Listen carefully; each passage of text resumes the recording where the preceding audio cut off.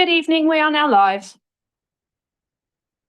Good evening, colleagues. Good evening, members of the public who are joining us online or in person.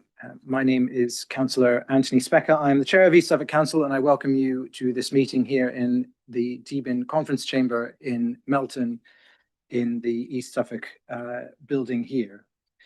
We don't plan to have any pretend fires this evening. So if the fire alarm sounds, it is for real. Please exit by the fire exit. You'll see the signs there and go to the Radunia Park sign out front, which is our meeting point. Do not re-enter the building. Do not pass go. Do not collect £200 until the fire service says that it is safe. Thank you. Lady Pip, do we have any apologies? We do. We've had apologies for absence from councillors Gandy, Cereza, Craig, Leach, Patience, Scrancher, Starling, Wakeling and Wilson. Sorry. I think Candy, but not Candy. Candy. I said Candy. My alter ego is not here. Thank you, Councillor Gandy.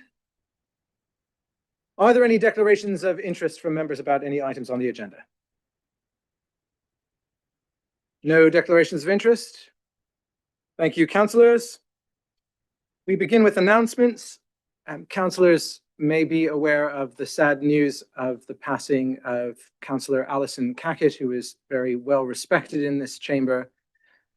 And I'd like to invite Councillor Jepson, as leader of the Conservative group, to say a few words. And then I'm going to ask for a moment of silence to recognise her service to her community. Councillor Jepson.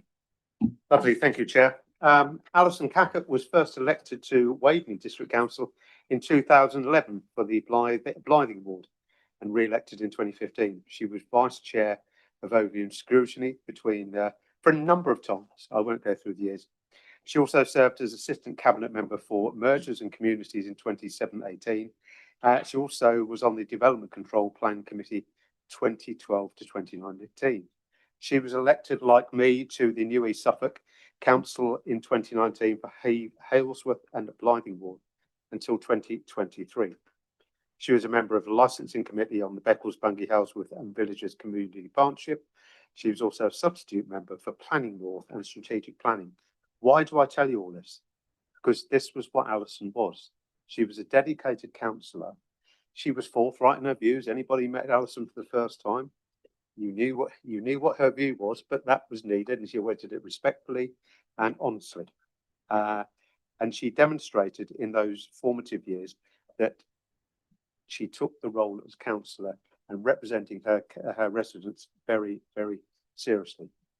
She had a relatively short illness, and it was really shocking when we heard the news, and some of my colleagues had seen her recently and seen how she deteriorated, and that was incredibly sad. But before we finish, there was some nice comments from staff. Sam Kenwood from Communities, very sad news. He met Alison years ago with the Waveney Youth Council and had worked with her for 5 years. She was really passionate about the community she served and for supporting young people. Ben Warner, very sad. He knew Alison as a neighbour as well, had many chats. She did a lot of volunteering at the primary school right up until she became unwell. She cared deeply about East Suffolk and her communities. Nick Kahn, who's behind me, sad news. Alan was always very supportive of officers, and he recalls, as did Vicky Cottrell, when she was also an environmental health officer. She epitomised what I think we should all aspire to be, which is a very conscientious councillor. She was very close to her family, and our thoughts go to her family at this very sad time. Thank you, Chair. Thank you very much, Councillor Jepson, for those very nice words about Councillor Alison Cackett. I'd like to ask all members to observe just a minute of silence. Whenever a former member passes, it's a sad event. We know that this room is full of people who are dedicated to their communities, and people who are dedicated to their communities would like to pay respect, I think, with a minute of silence to someone who was also so dedicated. Just a minute, please, councillors.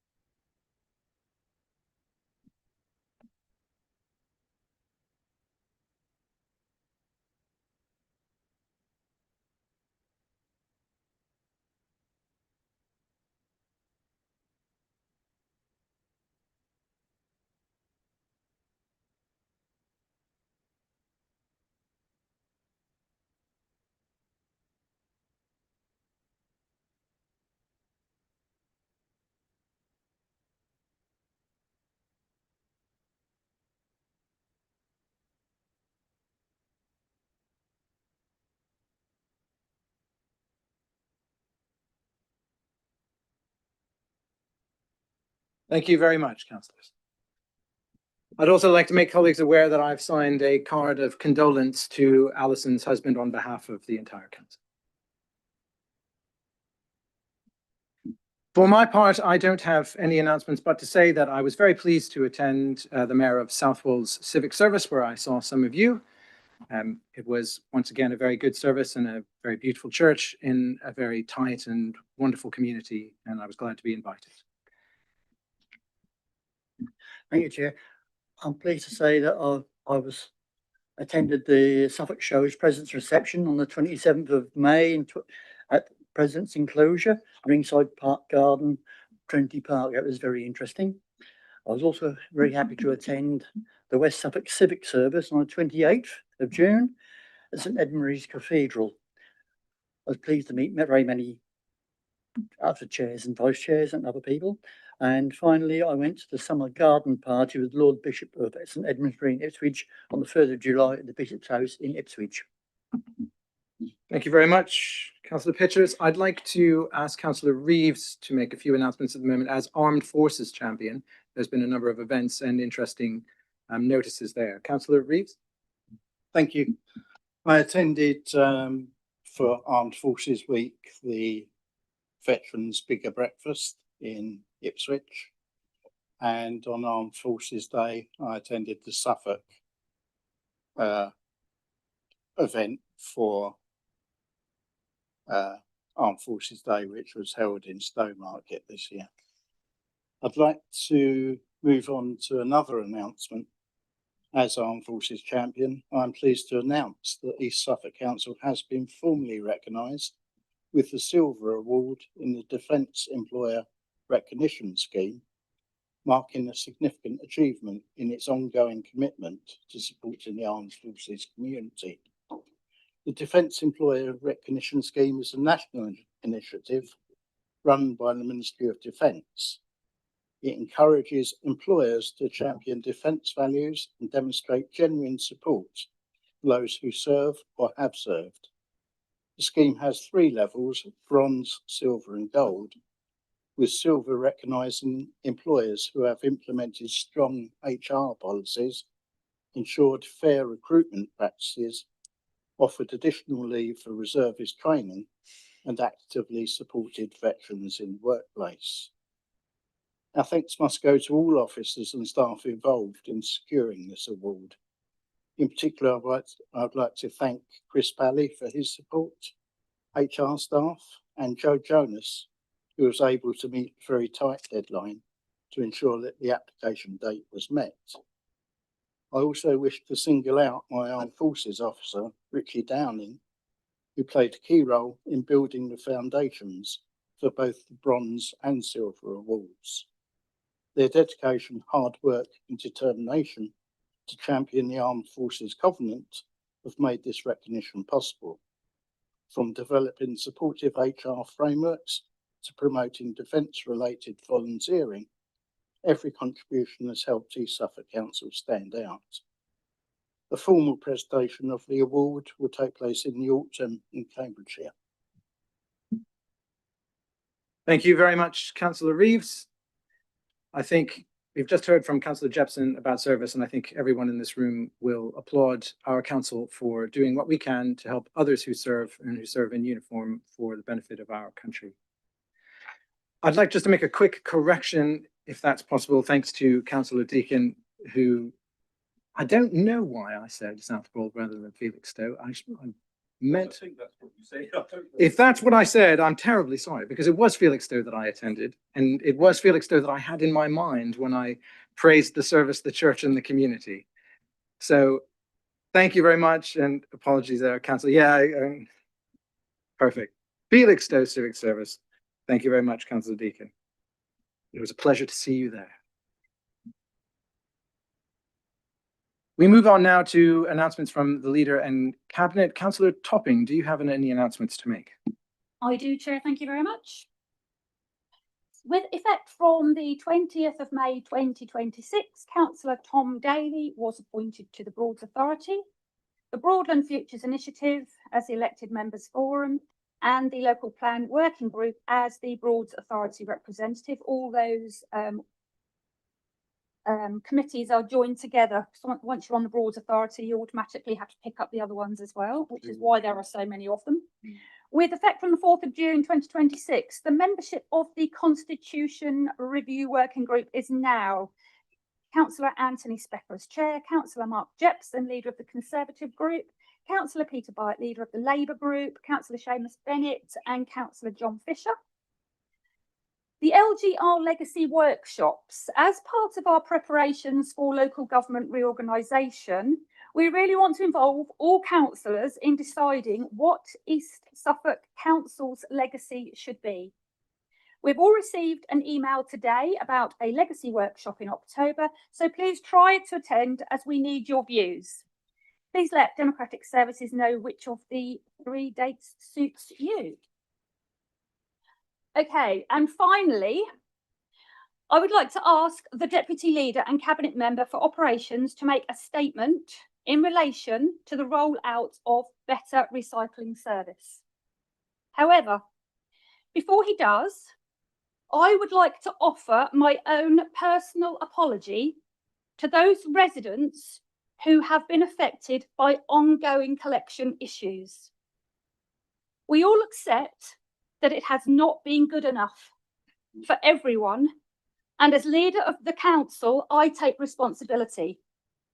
I will now hand over to Councillor Ashton, who will take councillors through the current situation, what has gone before and why, and most importantly, what we are now doing to improve the situation. Thank you. Thank you very much. Councillor Ashton. Thank you, Chair. There were a couple of questions this evening from members regarding better recycling. To avoid duplication, I won't cover those in this update. I'll answer those questions to Councillor Byatt and Councillor Gandy when we get to that part of our meeting. I also echo the apology. We are well aware that whilst many people have received a good service with few issues and some with no issues, far too many have had problems. And that is not what we want to be about in this council.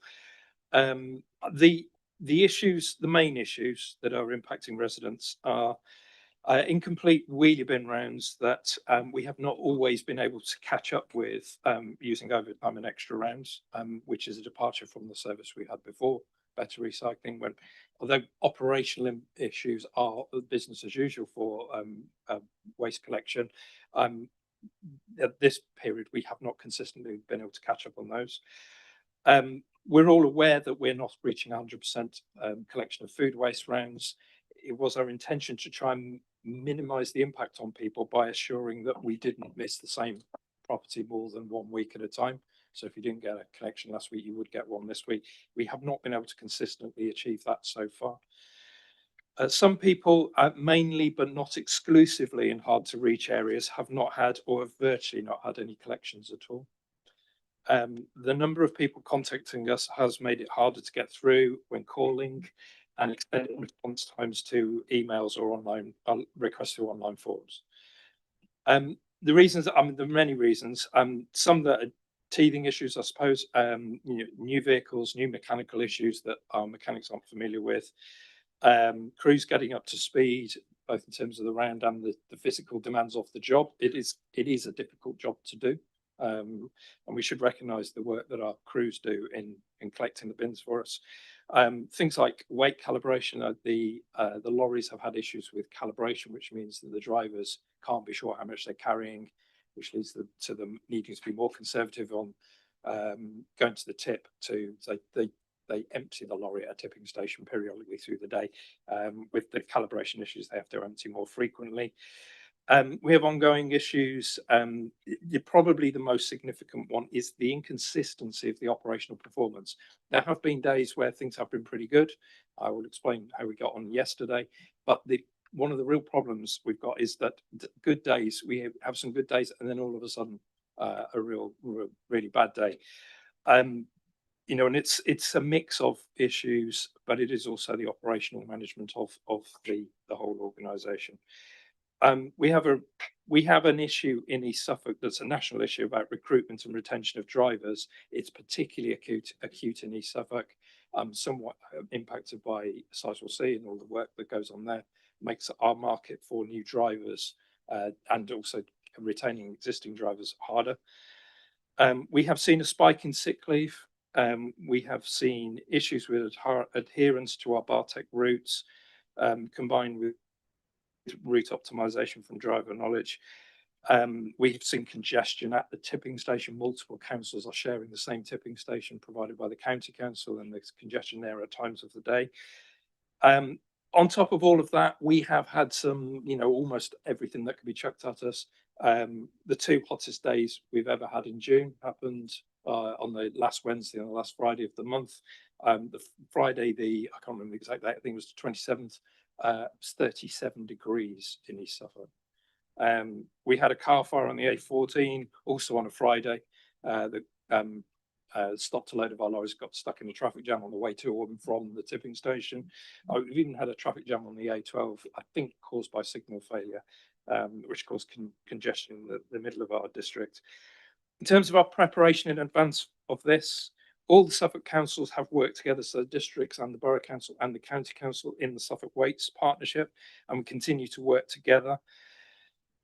We had a Suffolk-wide communications plan in the run-up and through the start of Better Recycling. You cannot have failed to see some of the comms. It's been all channels, really, even popping up on podcasts, stuff about recycling in Suffolk. The routes that we are using have been modelled by an expert route modelling organisation who also modelled routes for Baber and Mid Suffolk and for West Suffolk. Trials were considered, particularly, especially of food waste, since that was the particularly significant change. But it really is not possible to construct a realistic trial that would tell us anything useful. The sorts of things that impact how rounds perform and therefore how realistic a trial would be include the communications that cause the engagement we get or don't get from residents. Now, we can't, if we're communicating specifically to a trial set of customers, we can only do written comms to them because we can't confuse things by doing social media, because that would be to the whole district. So the comms leading up to that start date has a significant impact on the take-up of that service, how people engage with it and share it and so on. We have been really careful to ensure that all of our residents get all of their bins collected on the same day. So despite all the routing changes and the introduction of food waste, and the food waste rounds are not the same as the wheel bin rounds. Food waste is easier to collect than wheel bins, so we have longer food waste rounds than we do have wheel bin rounds. So constructing a trial food waste round would necessarily be a combination of multiple wheel bin rounds that prior to Better Recycling were not contiguous. We have changed our rounds so they're all in clusters now, so all the crews are working in this roughly the same space. I'm talking an eighth of the district at a time. So that would have been difficult without causing confusion to those trialists. They may have ended up with bins being collected on different days. The resident engagement with the new service, we have made assumptions about how many people make use of food waste collections, how many people compost food waste, and so on. That might not have been the same with a trial. The weight of the food in the bins is significant because it impacts at the point in the round when we would tip, go to the tipping station. The modelling is so precise that it anticipates the tipping points in the rounds and tries to optimise the rounds so it minimises the time going to and from the tipping station. That would have been difficult to make the same. And prior to Better Recycling, the tipping station was not available to take food waste, so we would have had to have found a different solution for that. All of that, those sorts of issues mean that what we would have seen in a trial would not have told us anything meaningful. It would have told you, we could not have said, right, okay, the performance looks great, let's assume it's brilliant, and it might have been terrible in reality, or the other way around. So we did give serious consideration for trials, but it is very difficult to get a real world performance out of these things. New staff recruitment started in late 2025. You may well have heard adverts from ESSL recruiting staff towards the end of the year and at the start of this year. In terms of things we have investigated in getting to the bottom of what's going on. So we have done a top level comparison of route sizes across local councils. Baber and Mid Suffolk, their routes on average are shorter than ours, but the Baber and Mid Suffolk is significantly less densely populated than East Suffolk. West Suffolk and East Suffolk Council are similar in demographics and have similar size routes as things stand at the moment. In summary, on average, Ipswich has significantly larger routes than we do. Not that surprising because it's more urban, so not necessarily a reasonable comparison. But to give an indication of where we might end up, Broadland, which has been running the service for a little while now, has significantly fewer routes than us.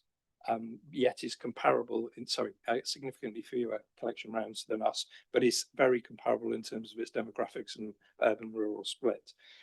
The urban rural split is really important in round sizing.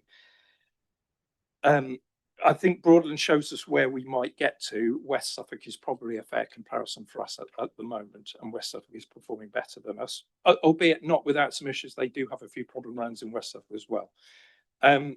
We have also done detailed comparison of routes across Baberham, Mid and West Suffolk and East Suffolk. So we have had someone from County Council who is an expert in routing, has looked in detail at the routes and not just the summary level. There is some indication for us that our rural routes are a bit too long and some urban routes are a bit too short. Now, when I mentioned earlier, the inconsistency in the performance of the operation, what we really need to see is stability and get consistent performance. If we consistently are seeing urban routes are not long enough and rural routes are too long, then we can make some changes to them.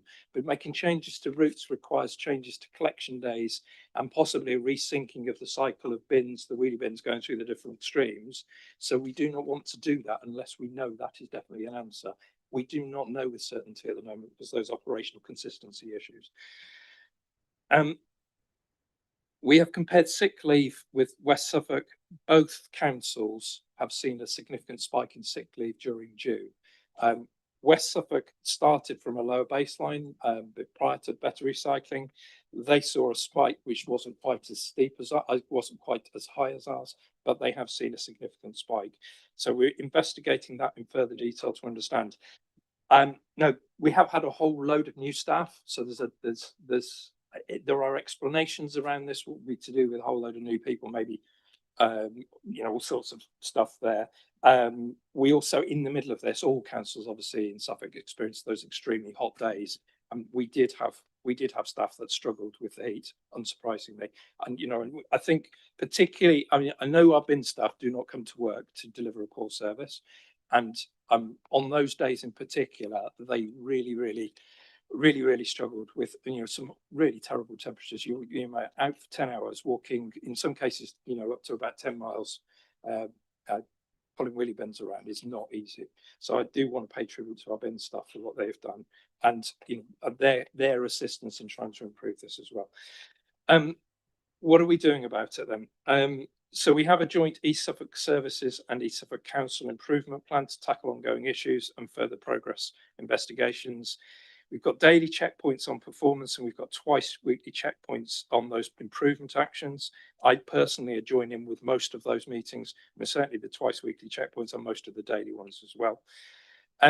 For me, the first 3 weeks of June, we were expecting teething issues, and we did see teething issues. So whilst I was concerned about what that meant for residents, I wasn't at that point so concerned that the operation could not recover from it and become stable.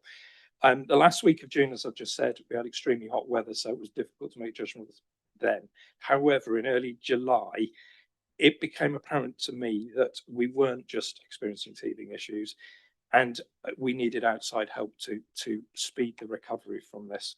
So I'm pleased to say that we have been scouting around and we have contracted a specialist waste operations troubleshooter who's got 20 years track record of addressing waste collection performance issues in various councils, and also is known to officers in our council, know officers in other councils who have worked with this person, so we have good references. I'm very confident that he will actually really accelerate our recovery from this problem. He's initially contracted for 4 months. He will be starting at the beginning of August, but we've already had several conversations with him. In terms of formalities with ESSL, we have a joint improvement plan with them, but we have formally issued a contract notice to them. They are obliged, they are contracted to provide a service to us with standards which clearly aren't being met. That is something of a formality, but I thought it was important that we did formalise things, and they acknowledge that that's necessary and are engaging with us constructively. I think it was the ESSL management team clearly have challenges, and I would be frank about it. There have been some sharp words exchanged in some of those meetings. I do want to acknowledge the hard work that they are putting in. They are trying very hard. The people in ESSL are trying very hard to put this right, and it is only right to acknowledge that. We have recruited additional resource. We are recruiting additional resources for customer service, both in terms of phone calls and email and online form handling. We have recruited and trained additional drivers. We will have an ongoing issue with retaining and recruiting drivers, particularly in the south of our district. I've mentioned it already. We are focused on identifying and fixing collections for those hard to reach customers who have had very few collections, or in some cases none. Many have been tackled, but some definitely remain. And specifically for those people, we have been collecting all streams together. So we've taken a truck, and all those people's bins are full. So we have emptied all of those bins together. Now, I'm being frank about this. That is not what we want to be doing. It is very limited in its extent. We want to improve our recycling rates. So we have done that purely to get those people to a clean start, so they can receive segmented collections in the different bins going forwards. There is no widespread commingling of waste streams as business as usual, but there is something that I think is a bit of a misunderstanding around food waste. So our crews that are doing food waste collections take a slave wheelie bin with them. They empty the food caddies into the slave wheelie bin. They go from house to house emptying caddies, and then every so often they go and empty the wheelie bin into the food waste truck. That is part of the reason why those collections are quicker, because there's less unloading bins into trucks. Alongside that, the driver will also assist those loaders get out of the cab and empty a few food waste caddies directly into the truck. I think there have been examples where residents have seen food waste caddies being emptied into trucks and wheelie bins being emptied into trucks, and think that we're mixing different waste streams. We're not. We're collecting food waste all the time. We are also focusing on those hard to reach rounds to ensure the crews know where all the properties are, that people are not getting missed, because I don't think they're missing from rounds, but sometimes they are not being followed. The rounds are not being followed perfectly and are being missed effectively from that. We're also ensuring that the correct vehicles are available, particularly for hard to reach rounds. We have hard to reach vehicles are smaller. Some are able to collect wheelie bins. Some are not able to collect wheelie bins, but can collect bags. We have a mix of bags and wheelie bins on those rounds. So getting the right vehicle to the right property is crucial. So that is something that we are addressing. We've got to focus on garden waste rounds to ensure they are deliverable, and to ensure that we provide contract extensions to everyone who has missed collections. So if people have missed, we are going through historically where we have missed.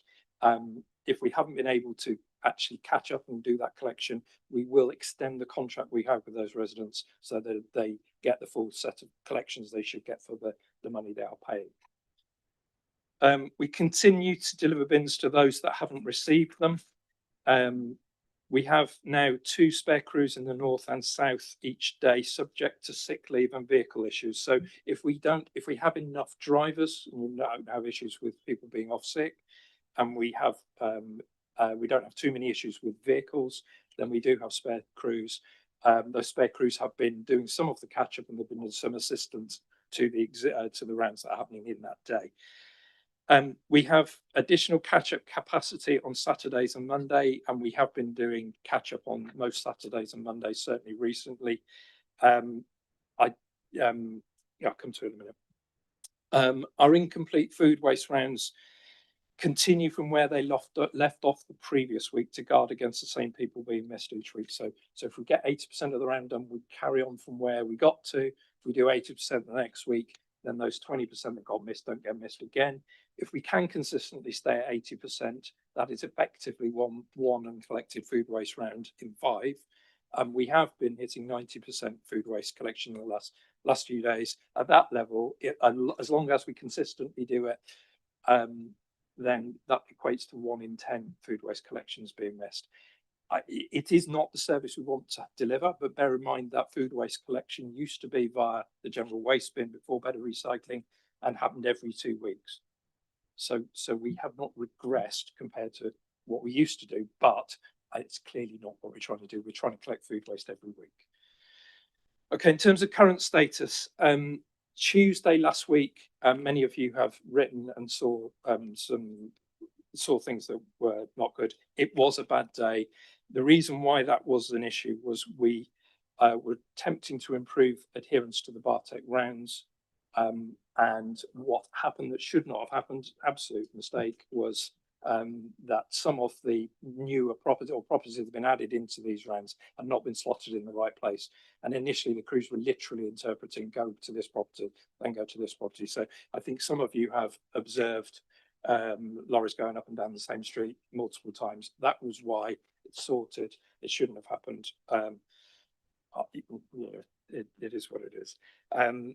Despite that, the vast majority of missed wheelie bin collections from last week, so last Tuesday through to the end of Friday, and garden waste collections have been caught up, and they were caught up by the end of yesterday. Certainly they all were in the north of the district. There was still a few outstanding in the south. That might not sound that impressive, but to be able to catch up so many is reassuring, because it means that, I mean, business as usual, we should have fewer than that. Therefore, we should, going forward, be able to, where we can't deliver all wheelie bin collections on the day, we should have capacity to catch up, which gets us back to where we were before Better Recycling with wheelie bins. Yesterday is just but one day, but it is a positive indication of where we are. So wheelie bin collections were 99% complete. That's across residual and mixed and paper and card. Garden waste was 88%, which is again not good enough, but food waste was at 90% yesterday. So for wheelie bins, that is business as usual. 99% is the best we do.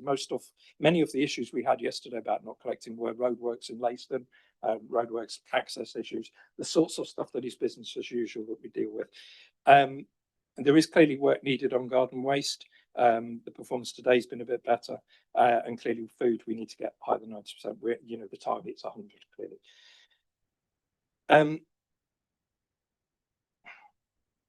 I've made this point before. It's the consistency we've got to achieve now, because consistency also allows us to communicate effectively about what will happen. If we say we're going to catch up, we need to actually do it. The food waste, not missing the food waste collections, you will all be able to cite examples of customers who've had food waste not collected for 3-4 weeks. I acknowledge that and apologise for it. There's no denying it. It definitely has happened. At the level of performance we have for food waste now, it should be possible going forwards not to have that situation occur. You get missed maybe once every 3 or 4 or 5 weeks, whilst we should improve it further.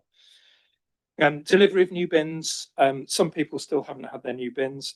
There are currently 302 requests for new, or at least, sorry, at the start of today, there were 302 requests for new bins outstanding. We're currently receiving about 60 requests per day, but that doesn't just mean people reporting they've not received their bins. That includes the business as usual stuff about people reporting lost and stolen bins, damaged bins, swaps, service adaptations, and so on. So the actual number of new bins in there is a little bit less. We are currently delivering about 100 new bins per day. In a similar way, that includes some of those things that are not connected to, 100 bins per day, but that includes things that are not directly related to Better Recycling, new bins for Better Recycling. So typically we are if somebody reports to us they haven't got the new bins, we're typically returning around that request and getting new bins to them within a week. For councillors, one thing to be aware of at this stage, if we do not know that somebody hasn't got their bin, if they have not reported it to us, we do not know they haven't got them. So if you have residents that are saying they haven't had their bins, please ask them to report it to us. That way they'll get them. If they say to you they reported them weeks ago, it would be wise if they got in touch with us, because I think we have not missed any that were reported a long time ago. So if they could get re-reported, that would be helpful. We have discussed many things with other councils, but this tale of people still needing new bins is not untypical. This is what happens. This is what has happened with other councils. We do need to put this number of bins in context. So 302 properties. There are 123,000 households in East Suffolk. So in terms of the total number of households, it's a small number, but obviously we want to see it down to zero as quickly as possible. The app has been a real success. So we have had over 53,000 downloads. There are more than 40,000 people that are signed up to receive notifications. What that has meant is that on a round by round basis, we're able to provide updates to people affected by a round that hasn't completed, give them instructions about what to do, which typically would be about leaving their wheelie bin out, and then follow up with collections afterwards. Without that, our only means, and this is true of all councils really, not just us, without that app, our only means of communication at that sort of turnaround, because it's no good us posting letters to people about that, is social media, it's our website, it's briefing the likes of yourselves, it's briefing our customer service advisors. In terms of the actual number of people that reaches, it's relatively small. We have now the ability to get into the app downloads is people rather than households, but turning that into households, I think we probably are getting into roughly a third of all the households with messages about what is happening on their particular round.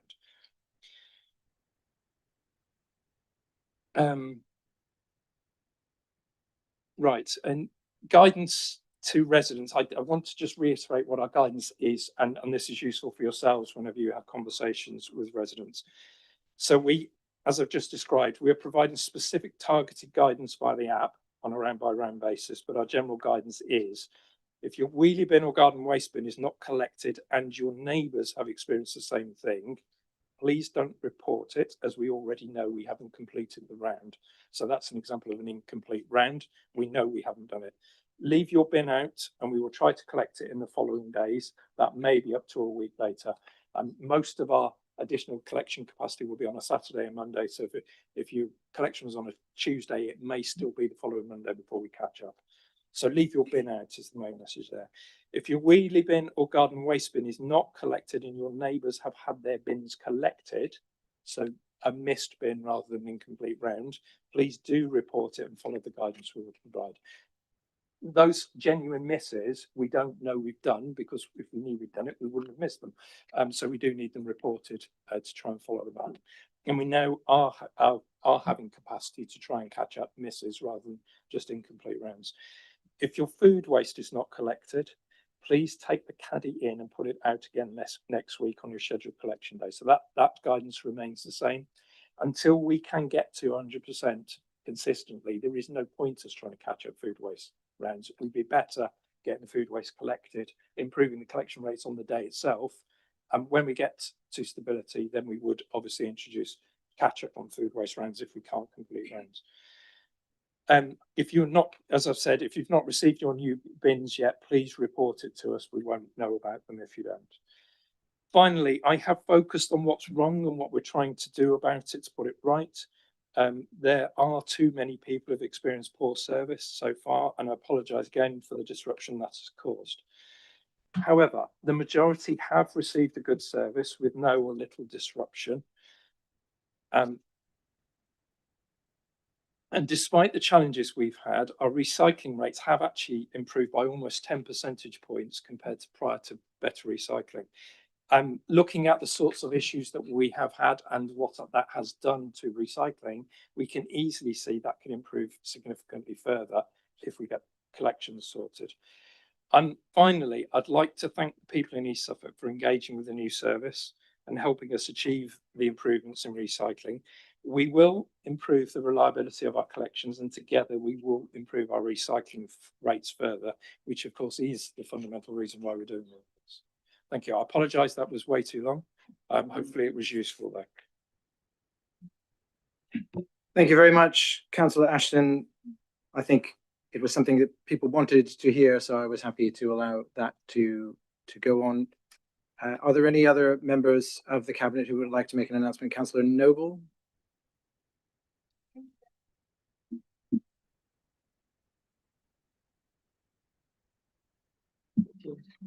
Right, start again. Thank you, Chair.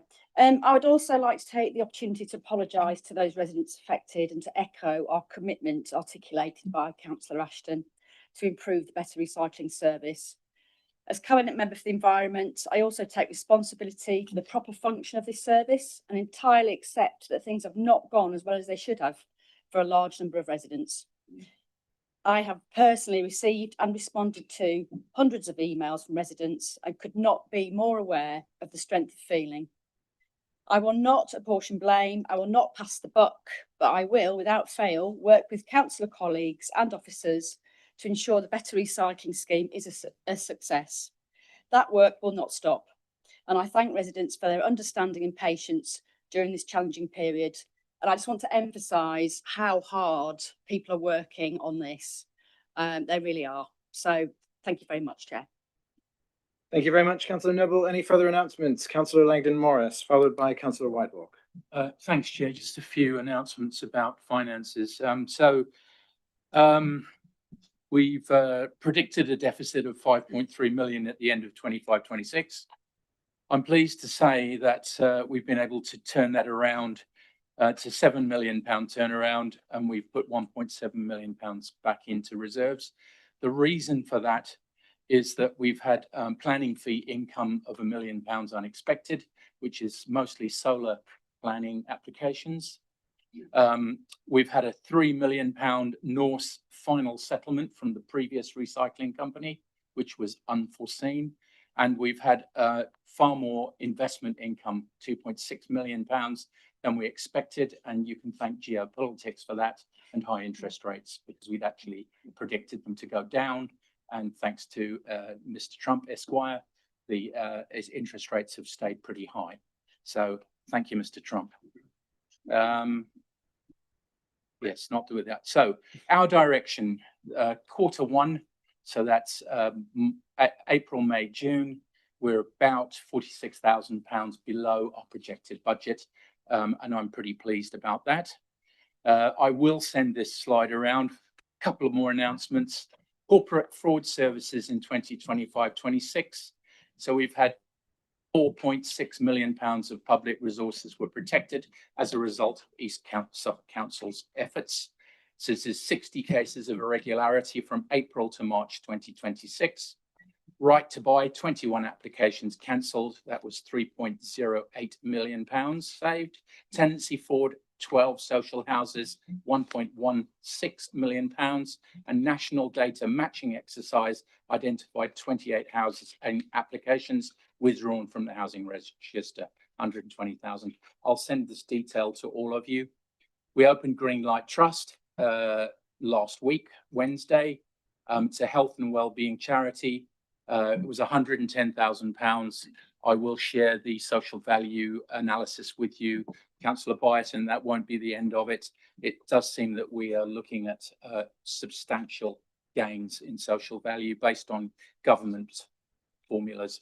Finally, our internal audit report was measured as effective, which is evaluated controls are adequate, appropriate and effective to provide reasonable assurance that risks are being managed and objectives are being met. That's for East Suffolk Council Financial Systems. I thank Siobhan Martin for that and the finance team. Thank you very much, Chair. Thank you very much, Councillor Whitelock. You are recognised. I would just like to make a report on some information about First Light Festival, which enjoyed a highly successful year this year, delivered on a strong footing due to the support of this council. Attendance looks as if it was about 40,000, similar to last year. And of course, we had similar wonderful weather. I know there was some concern at the closure of the A12 by Sizewell C, but this was factored into festival planning and does not appear to have impacted visitor numbers. So a few statistics about it. All the camping was fully booked out. All the camper van pitches were fully booked out. There were 70 local traders and 242 free events were delivered and 16 charities were involved. The sustained funding that this council pledged contributed to greater security and policing presence at the festival, which was doubled compared to the previous year. First Light team also worked closely with our excellent communities team, who had a strong presence at the festival. All the schools in the town took place in the festivals across the parade, Welcome, the Light Music Project and Noon to Moon Visual Arts Project. Recent national press this year covered the festival and therefore Lowestoft, including BBC Radio 2, 3 and 6, as well as articles in the Times and the Sun newspapers, amongst other coverage. So well done, First Light Festival team, and thank you, Council, for supporting the festival. Thank you very much. No further announcements. Thank you. We have one set of minutes to consider this evening. Oh, I'm so sorry. Councillor Bally. Councillor Bally, would you like to make it enough? So ready to move on. Councillor. Hi, there you are. Councillor Bally. It's just a very quick announcement from me. So I just wanted to report back on the Royal Town Planning Institute regional awards that were held recently. So delighted to report to council that the council was commended in the wellbeing and education section for its community infrastructure levy spending strategy. So our SIL spending strategy, which was commended, and we scooped the award of Young Planner of the Year. So Clara Pearson, who is in the energy team, Martin Fulcher's energy team, is the Young Planner of the Year and would go through to the national final. So congratulations, Clara. The clapping is in order. Congratulations to Clara and apologies, Mr. Bally. We have one set of minutes. Can I have a proposer? Councillor Topping, seconder, Councillor Jepson, all in favour of adopting these minutes as a record?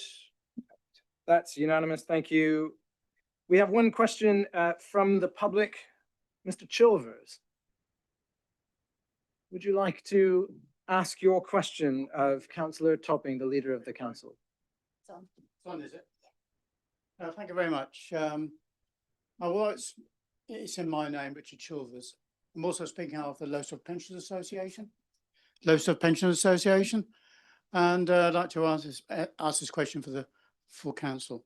6 months ago, the sudden closure of the Olive Centre left a devastating void in Lowestoft. This wasn't just a building shutting down, it was loss of a vital, irreplaceable lifeline for our elder generation. Since February, isolation has deepened and our community's well-being has suffered significantly. While we recognise and appreciate the Suffolk County Council, East Suffolk Council has been working diligently behind the scenes to unpack this crisis, the community now urgently needs transparency and hope.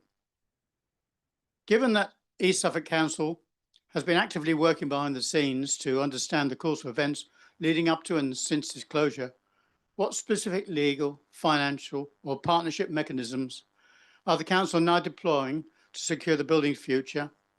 And what is administration's projected timeline facilitating a new operator to get the Olive Centre safely reopened for the people of Lowestoft? Thank you very much, Mr. Chilvers. Mr. Chairman, I know it's online and everything, but I mean, this is workers were sacked without pay on the spot by an organisation that was actually celebrating 50 years, 6 months before it closed. Yes, it's unfortunate, Mr. And Chilvers, I agree. Yeah. I think we need to hear a response from Councillor Topping. All right. Thank you very much. Thank you. Councillor Topping, your response to Mr. Chilvers, please. Good evening, Mr. Chilvers. I'll just let you sit down. Good evening, Mr. Chilvers. Thank you for your question. Can you hear me okay? Okay, first of all, I'd like to recognise that I have received a couple of emails from the Pensioners Association and I have responded to them. As leader of the council, I have worked alongside our MP Jess Asato and local partners to ensure that the rigorous and complex administration process is expedited as quickly as possible to enable alternative uses to be found for the various buildings and services that used to be owned or run by Access Community Trust.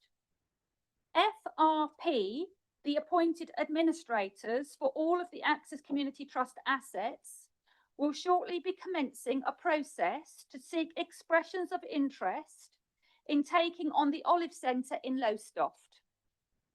A public notice will be advertised locally in a newspaper, displayed at the premises, and circulated to parties who have expressed an interest in the property to date, including the Pensioners Association. We have asked for details of the purchase price and approximate running costs of the Olive Centre prior to closure to enable us to explore options for financial support, if needed, for any potential purchasers, albeit within our current funding constraints. We are committed to supporting local organisations interested in taking on this opportunity in whatever way we can to ensure that provision for older people in Lowestoft is reinstated, as we know how important the Olive Centre was and is for a key section of our community. Thank you. Thank you very much, Councillor Topping, and thank you once again, Mr. Chilvers, for bringing your question to full council. We have some questions from members. I'd like first to go to Councillor Mallender, please. A question for Councillor Noble. Councillor Mallender, your question? Thank you. Good evening, Council. Tetra Paks are notoriously difficult to recycle because they fuse paper and plastics together to create that waterproof membrane. As they're now being collected part of the Better Recycling Programme, what contractual guarantees do we have that our waste management partners, that these cartons will be processed efficiently? Thank you. Councillor Noble, your response, please. Thank you, Chair. Thank you, Councillor Amanda, for your question. As you're probably aware, we are the authority responsible for collecting Tetra Paks. Suffolk County Council are the disposal authority. As you may also be aware, because it has been in the media, the only processing plant for Tetra Paks in the UK has recently closed. It was in Halifax and it is now no longer, just as all the councils have to be obligated to collect Tetra Paks, which is very unfortunate. So now the Tetra Paks, as far as we know, we've been told by County and Suffolk Waste Partnership, are being transported to facilities in Western Europe. Yep, it'll be the same for all the councils because, like I say, there is no longer a facility in the UK.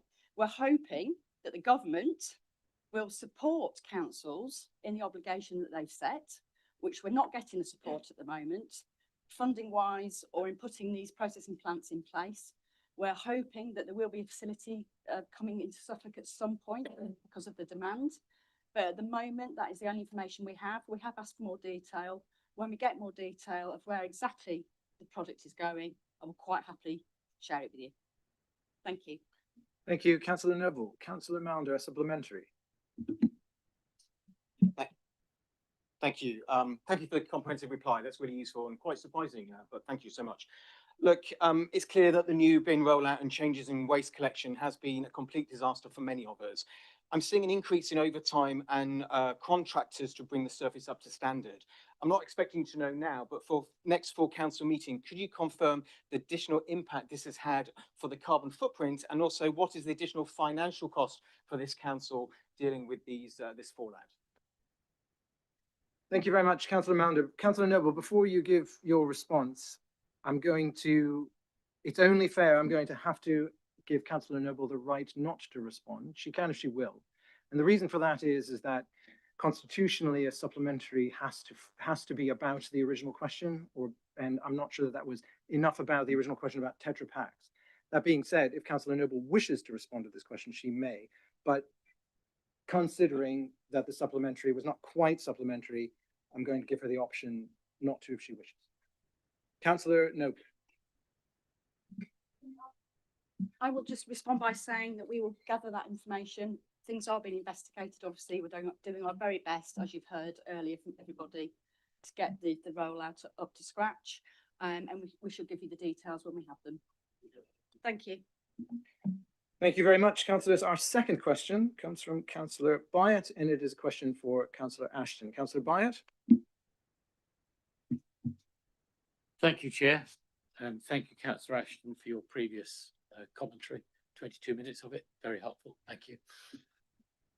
As we are all very well aware, the introduction of better recycling has experienced a number of operational problems district-wide that have likely caused this council serious reputational damage. Will you therefore provide a detailed open report to this council as soon as possible to include information on the elements that failed and any update on longer-term changes as a result of the lessons learned? Thank you. Thank you, Councillor Bryant. Councillor Ashton. Yes, thank you for your question. I do apologise for the length of that, and I hope it was useful. It was intended to be useful. It was not intended to be long, but you know, there's a fair bit to update on. In terms of your question, it's important that all of the stuff this council does, it subjects itself to post-implementation reviews. And that should be business as usual, which I do think it is to some extent. Clearly, this is a significant change. There have been problems, as I've acknowledged. I'm not sure me producing a report right now would be very helpful, but what I will commit to is we will do a thorough post-implementation review. The person I indicated will come in and will guide our the operations of our waste collection service. I think is going to be key to that post-implementation review, because many of the things I expect he will speed up the fixing of will be things we'll want to discuss. So yes, absolutely, we'll do a post-implementation review. I've had a brief chat with the with Councillor Deacon as chair of Overview and Scrutiny. I would be very open to overview and scrutinising that report, you know, the result of that post-implementation review. We need to get the timing right. There is no point doing it until we know we've got to a point where we can review.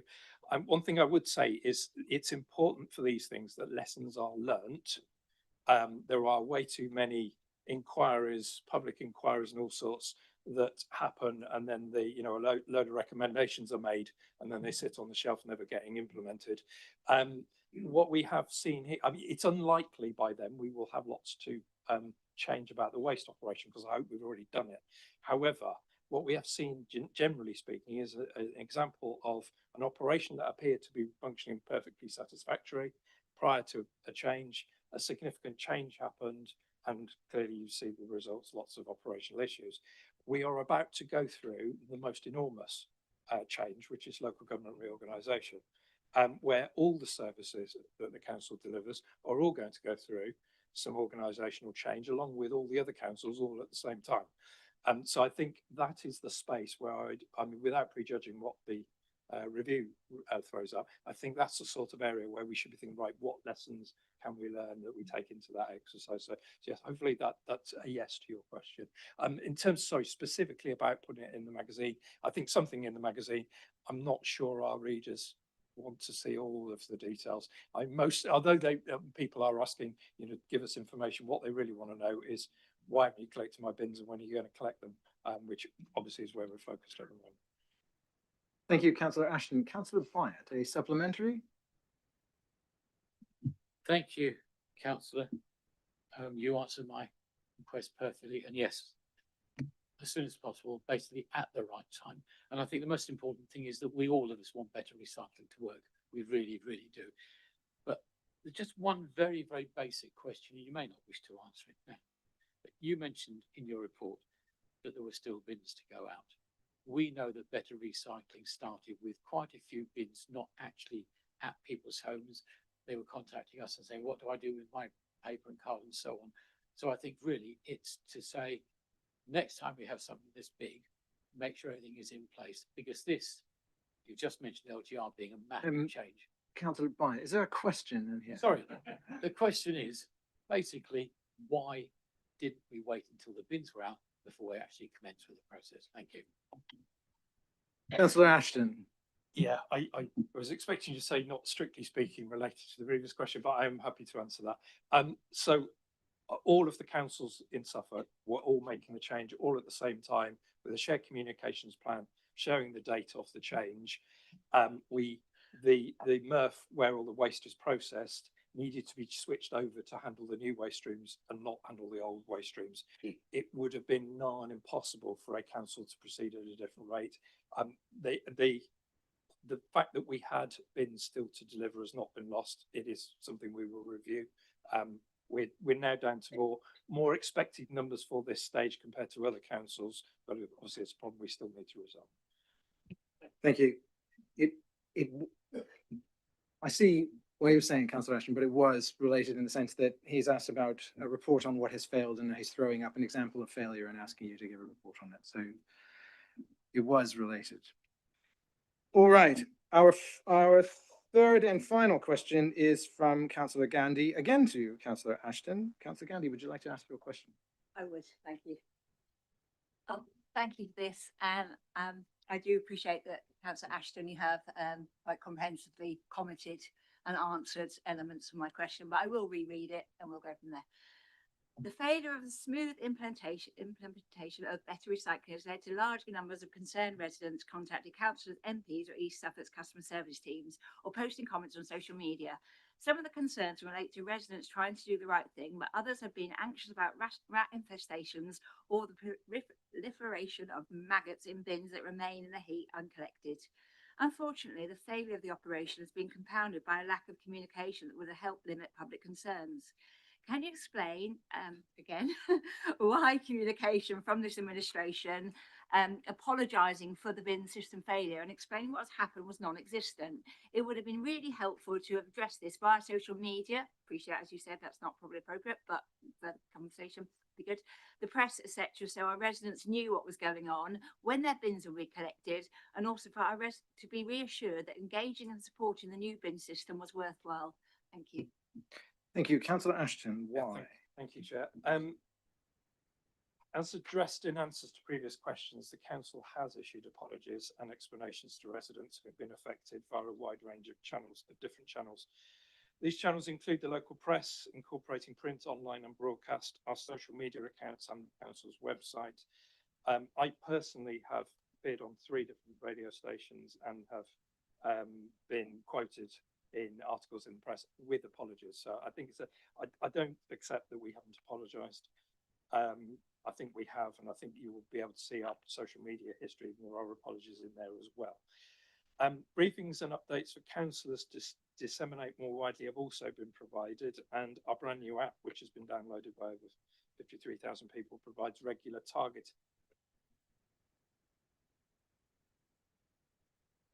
fielded tens of thousands of inquiries, ensuring that each contact is dealt with professionally and with tailored advice. Considerable thought has been given to our approach to communications and how we manage messaging when faced with a service that is suffering from unpredictability. This approach is discussed daily via meetings.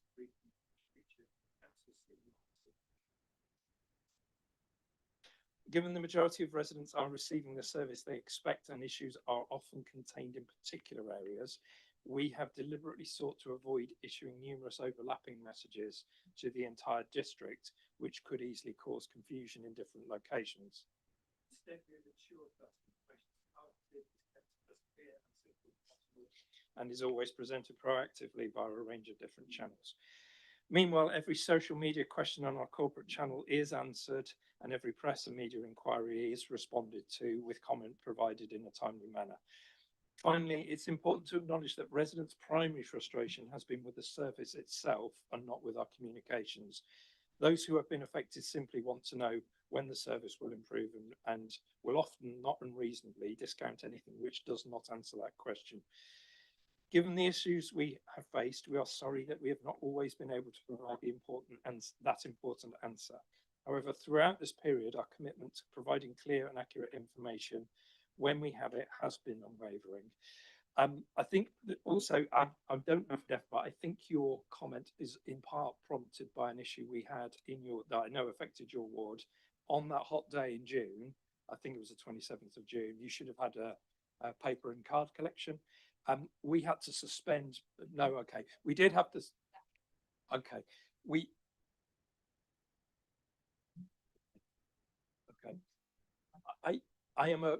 Okay. I am aware on that day specifically that we failed to issue updates via the app. It's the only time that's happened. We have been doing daily updates by the app, and certainly that would have caused lots of issues. So apologies if I'm presuming, but I'm aware that was a problem, and you know, it wasn't nice.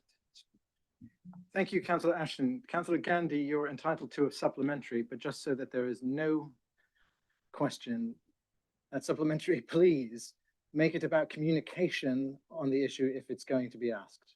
And I was going to ask you to pick up my black bin, which has remained in there since Thursday, but never mind. I'll change my question about communication. I know from your what you've mentioned today a bit earlier that we're recruiting a specialist waste troubleshooter for 4 months. Will this person being recruited, I don't know how much extra expense that's going to be, but will this person be communicating as well with people in the ward? Kind of edge my question back to communication. Yeah, okay. We're recruiting initially for 4 months. We will take stock of what he discovers and the recommendations he makes as he goes through. He is providing advice to manage the entire operation. We actually did discuss communications with him, and I think we probably will manage communications through our communications people, but we will get from him, and as he gets more involved in that operation and fixes the issues, we'll get that consistency we need and predictability. We need to have effective communication. So not directly, but he will be providing us with what we need so we can communicate more effectively. Thank you, councillors. That concludes our questions. Thankfully, we have no petitions, which means we move on to an update from the chair of the East Suffolk Youth Council, whom I'd like to invite to stand and tell us about what the ESYC has been doing recently. Hello and good evening. It's nice to be here at another full council on behalf of East Suffolk Youth Council. I have just a few updates for you. In our last and final meeting of the year, we put forward the motion presented to you today, and that is the development of East Suffolk Youth Council. I believe this motion will help improve the Youth Council for the next 2 years, in which we will likely see a major change on who is on the council, as many of our 2-year terms will come to an end. This motion focuses on involving us within the overview and scrutiny, and will feature East Suffolk Youth Council on social media more frequently. We've had several focus groups involving the youth councillors. Last week there was a meeting on CIL and local planning, continuing that motion being put forward. And a more recent focus group over the last couple of months is one focusing on a grant scheme that the East Suffolk Youth Council is helping to lead. We're helping to decide on who gets the funding, how much and what type of project we're looking for. I believe the money that is coming from, it's about £40,000, but we are using £8,000 for other youth council activities, i.e. the Young Minds booklet. That leaves £32,000 to be given out, as I think we decided packs of 2,000 to either £500 or £250 as grants, and that's for youth clubs and transport, DV, anything that really affects youth in the local area. Those are my updates for the evening. But overall, this year has been amazing. If we look at how meetings ran at the start of the council in 2024, the meetings we're now seeing, and we're seeing much better debates. We're seeing better written motions and a friendly and less awkward atmosphere between the councillors, as we actually know each other now. My personal highlight, as you may know, was visiting Parliament, which I cannot repeat how much me and the council enjoyed. Sadly, this is my final full council meeting as a youth councillor and as chairman of the council. So I'd like to thank all of you for voting in Councillor Specker's motion when that came up. And so thank you all for the wonderful experience that has set me on the path, hopefully into a career in politics or geography. I also want to thank Isabel Roth, Sam Kenwood and the Civic Secretary for everything they've done behind the scenes. And finally, of course, Councillor Specker and Councillor Graham for guiding me on this journey. I'll be keeping in touch with the council, so I hope to see you again in the near future. Thank you very much.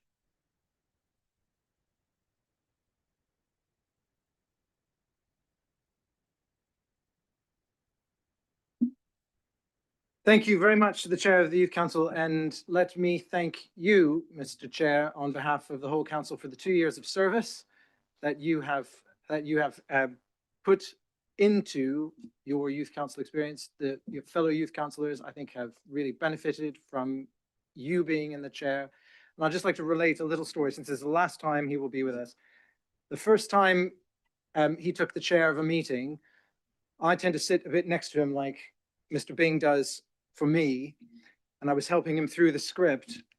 And I was about to say, now is about the time where you're going to have to ask for nominations for vice chair. But I didn't even have the word now out of my mouth. And he put this away, he says, can I have some nominations for vice chair? He knew exactly what he was doing. And so thank you very much, Mr. Chair, for your leadership of the Youth Council over these past 2 years. Thank you. They have brought a motion forward that they passed at their council. So according to our constitutional rules, it is a motion that we must consider as a petition. It isn't a motion unless someone here proposes it as such. It may not require that. It is directed to some extent to the administration, so perhaps we need to hear the administration speak about it. But of course, any councillor is welcome to speak on this particular item that the Suffolk Youth Council has brought forward to us. Does any councillor wish to speak? Councillor Topping. Thank you. I'd like to thank you and Youth Council.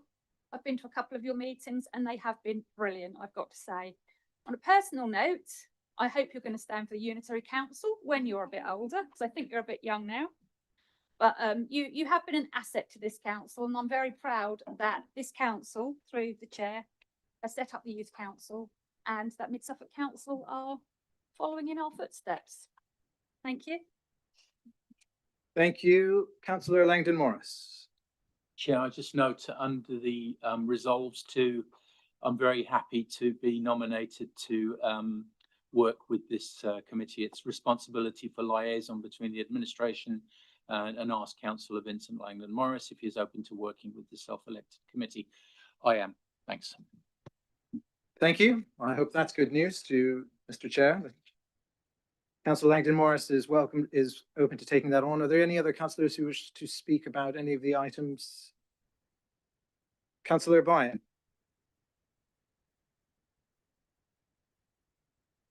Thank you, Chair. I really just want to endorse this motion that's come from the Youth Council. And I think it's absolutely vital that we increase their involvement with what this council does as much as possible in preparation for the unitary authority going up, because we don't know what shape that the Youth Council might take in the future, but laying that groundwork now so that they have a better understanding, particularly about budgetary matters, I think it's absolutely key to supporting their role. So totally endorse it. Thank you. Thank you for that endorsement, Councillor Byatt. Any other councillors wishing to speak about this item? No further councillors wishing to speak. Thank you very much. I think that was quite positive. Councillors, we move to motions on notice. We have 3 of them, councillors, and I just want to remind you of constitutional rules. We cannot spend more than 45 minutes on any single motion, and we cannot spend more than 90 minutes on motions on notice. If you do your quick maths, this will not add up. But it is only fair that every motion on notice get, at least in principle, the same consideration. So I will be trying to keep us to 30 minutes, please, on each motion. So I ask councillors to speak only directly and quickly if they can on a particular motion. I want to be able to get to all of them. And Mr. Bing is going to let me know when we're getting close to 30 minutes, and I may chivvy us along so that we can move on to the next motion. It would be unfair if we spent 45 minutes on the first 2 motions and didn't have time for the third. With that in mind, our first motion is from Councillor Whitelock. So I'd like to invite Councillor Whitelock to propose that motion and to read out the recommendations. Thank you, Chair. The motion I am proposing relates to NSIPs, and you're a very lucky person if you don't know what NSIPs mean. They are nationally significant infrastructure projects, usually related to energy. The issue of NSIPs on national landscapes, which were previously areas of outstanding natural beauty, is horribly complex. So I'm hoping to give you an overview so that you can hopefully support the motion, which I believe will be welcomed by residents. I want to show a united front in the protection of our important landscapes and residents' voices. With communities, leisure and tourism in my portfolio, I'm very aware that visitors are attracted to our national landscapes and spend £700 million a year in East Suffolk. Indeed, it's not just East Suffolk, but also the whole of Suffolk and Essex coasts and heaths, which are responsible for 4.5 million trips to this area every year.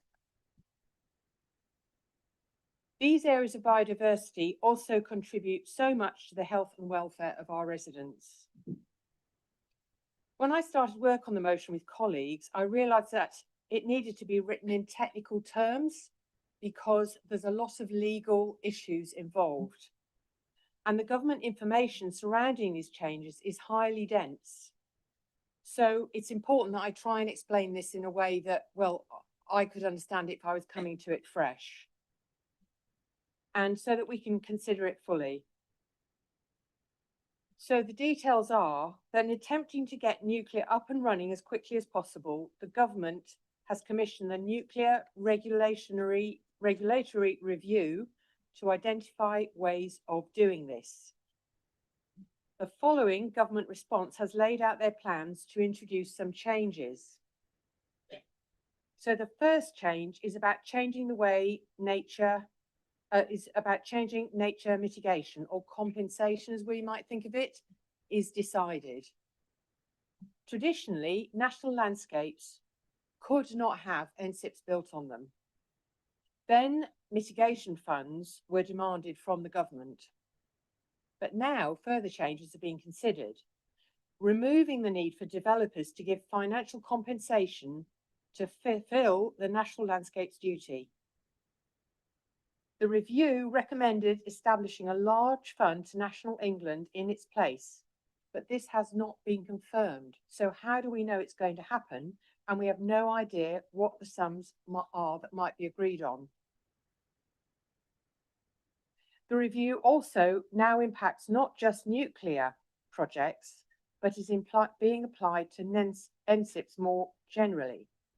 So that would include other energy projects. For example, the developer at North Falls has offered £50,000 for impacts on national landscapes, although National Landscapes felt that the impact was closer to £465,000. But the Secretary of State overrode this and determined they did not have to pay anything further to fulfil that duty. The other big change is around local government losing its important powers. At the moment, after an NSIP is consented, the following discharge or sign off, agreeing for the work to start, different stages of work to start, those powers currently sit with us as the planning authority, which enables us to use local knowledge and raise community concerns dynamically. But the government wants to downgrade us to a statutory consultee, meaning we lose those powers, which will be held by a newly created unit. Those powers will be centralised and our communities will be distanced from the decisions that impact them. It will be harder for our residents to raise concerns. As Suffolk hosts many NSIPs, and there are proposals for many more, our protected landscapes are particularly vulnerable to these changes.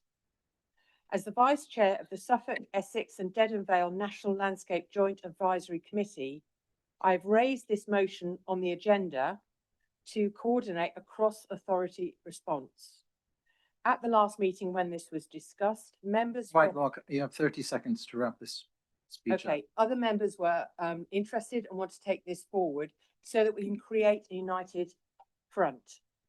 I'm hoping that we can have a cross-party response to this so that so that it can be accepted longer term.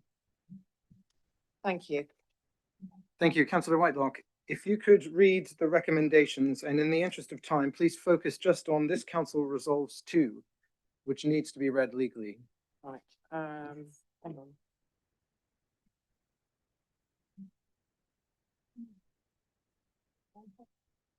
Okay, this council resolves to lobby national government to empower communities and stakeholders, including local councils, MPs and protected landscapes impacted by NSIPs to meaningfully contribute to the development of NSIP policy, particularly in response to the Fingleton review and regarding the provision for environmental protection. That's around the mitigation, the financial mitigation. Number 2, further lobby national government to create a mechanism through which the local knowledge of communities and stakeholders outlined above can be optimised through decision-making processes beyond formal consultation. And to call upon national government to transparently convey policy changes related to NSIPs, nationally significant infrastructure projects, to local stakeholders in a timely and accessible manner. This will ensure local government authorities are best prepared to support impacted communities and allow informed residents to challenge or be reassured by changes as needed. Thank you. That being so proposed, do I have a seconder? Councillor Daly, would you like to speak now or reserve your right to speak? I reserve my right. Thank you very much. Any councillors wishing to speak or ask questions? Thank you, Councillor Smithson. There's much in here which I would love to support. However, the way it is worded, you've put some of us in a difficult position. As a member of the party of national government, you're asking me to lobby against my government, which I find I can't do. So unfortunately, because I agree with much of this, the wording has actually precluded me from doing that. Now I'm making a request that some of that wording could be changed, which would enable me to support it. Thank you very much. Any other councillors wishing to speak? Let's have Councillor Whitelock, you've spoken. But unless you're telling me you're going to change some of the language or something like that. Okay. And let's have Councillor Noble and then Councillor Gooch.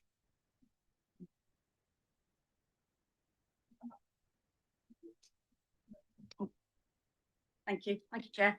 I just want to say I absolutely fully support this motion. Our precious landscapes are at risk from rules and regulations being, slackening and made more simple for these developments to take place. And this cannot be allowed. And we have to get this out there to everybody and get support.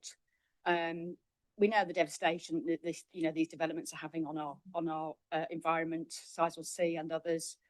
How much more devastation are we going to have if these laws are, loosened? It's just incredibly worrying. So I would just urge everybody to support this motion. Thank you. Thank you, Councillor Gooch. Yes, good evening all. Good evening, Chair. Thank you, Councillor Whitelock for the motion. I can only echo the words of my colleague, Councillor Rosie Smithson.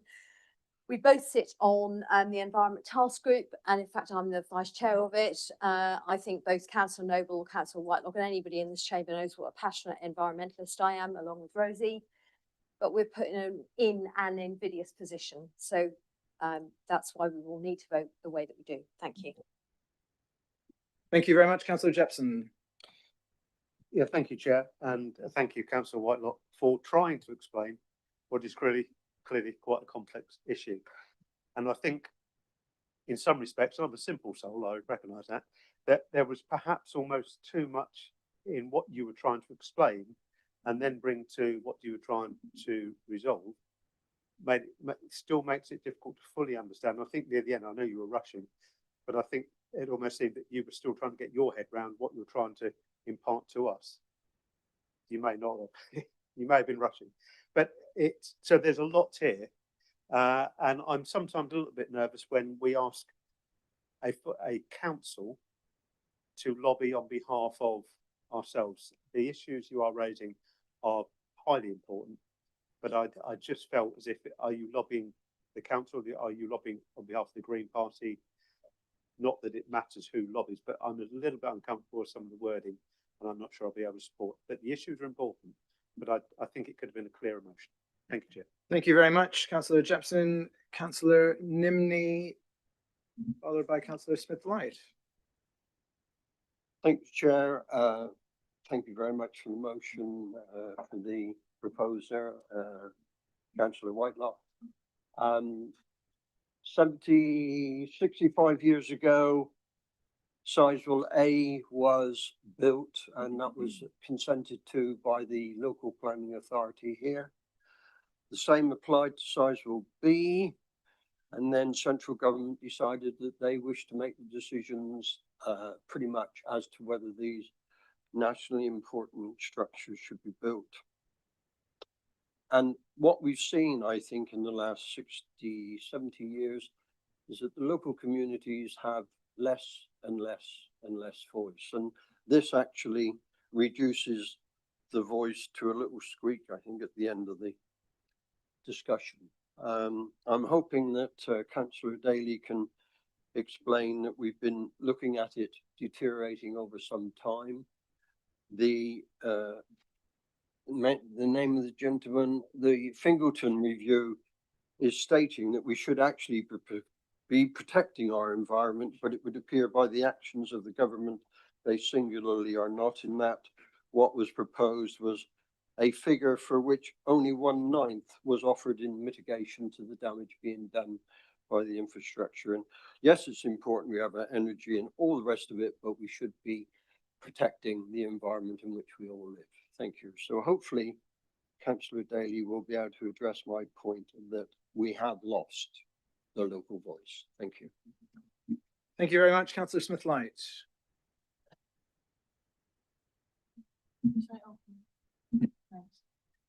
Thank you, Chair. As somebody who actually sits on this external body, that of the National Landscapes, used to be called the AONB, Area of Outstanding Natural Beauty team, I am really, really upset at the ramifications of this, as my colleague here has alluded to, not least for the team, the excellent team based in Ipswich, who do work so incredibly hard on the Dedham Vale and our beloved National Landscapes supposedly protected area. And this is for them, from my point of view, as much as anything else. And I don't want to take too much air time, but it does bear pointing out that in terms of lowland heathland in England, it's us and Dorset. That's it. That's all that's left. Everything else is gone.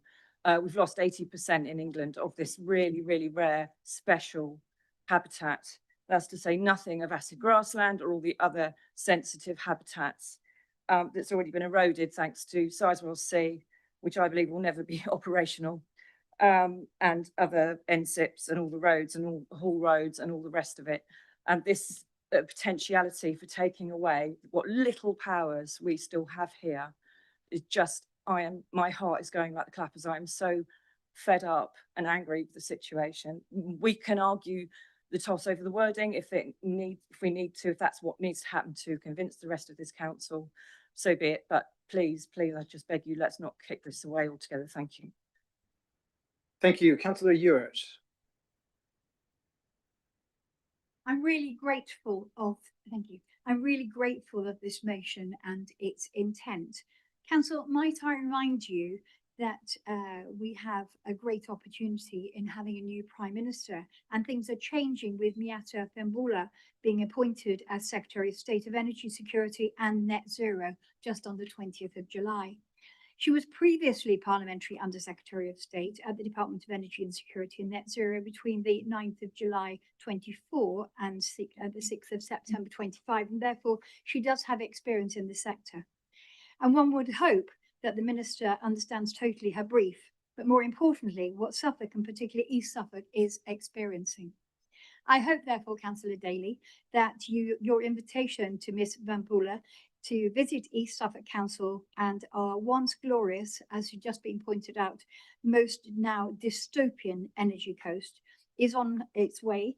And as we speak, you'll be thinking about inviting her as we are challenged by adopting Miliband's policy. That said, from what I've read in the last few days, Prime Minister Burnham has also pointed out that he has a less excitable experience on consideration of net zero and the onslaught that that would bring. And therefore, I suggest that there may be a change in both direction and in policy. I would therefore suggest that this isn't dismissed, but actually one should work upon it cross-party with all those considerations and bring it back perhaps in the future. Thank you. Thank you. We've gone through about half of our ideal time for this motion. Councillor Melander is recognised next.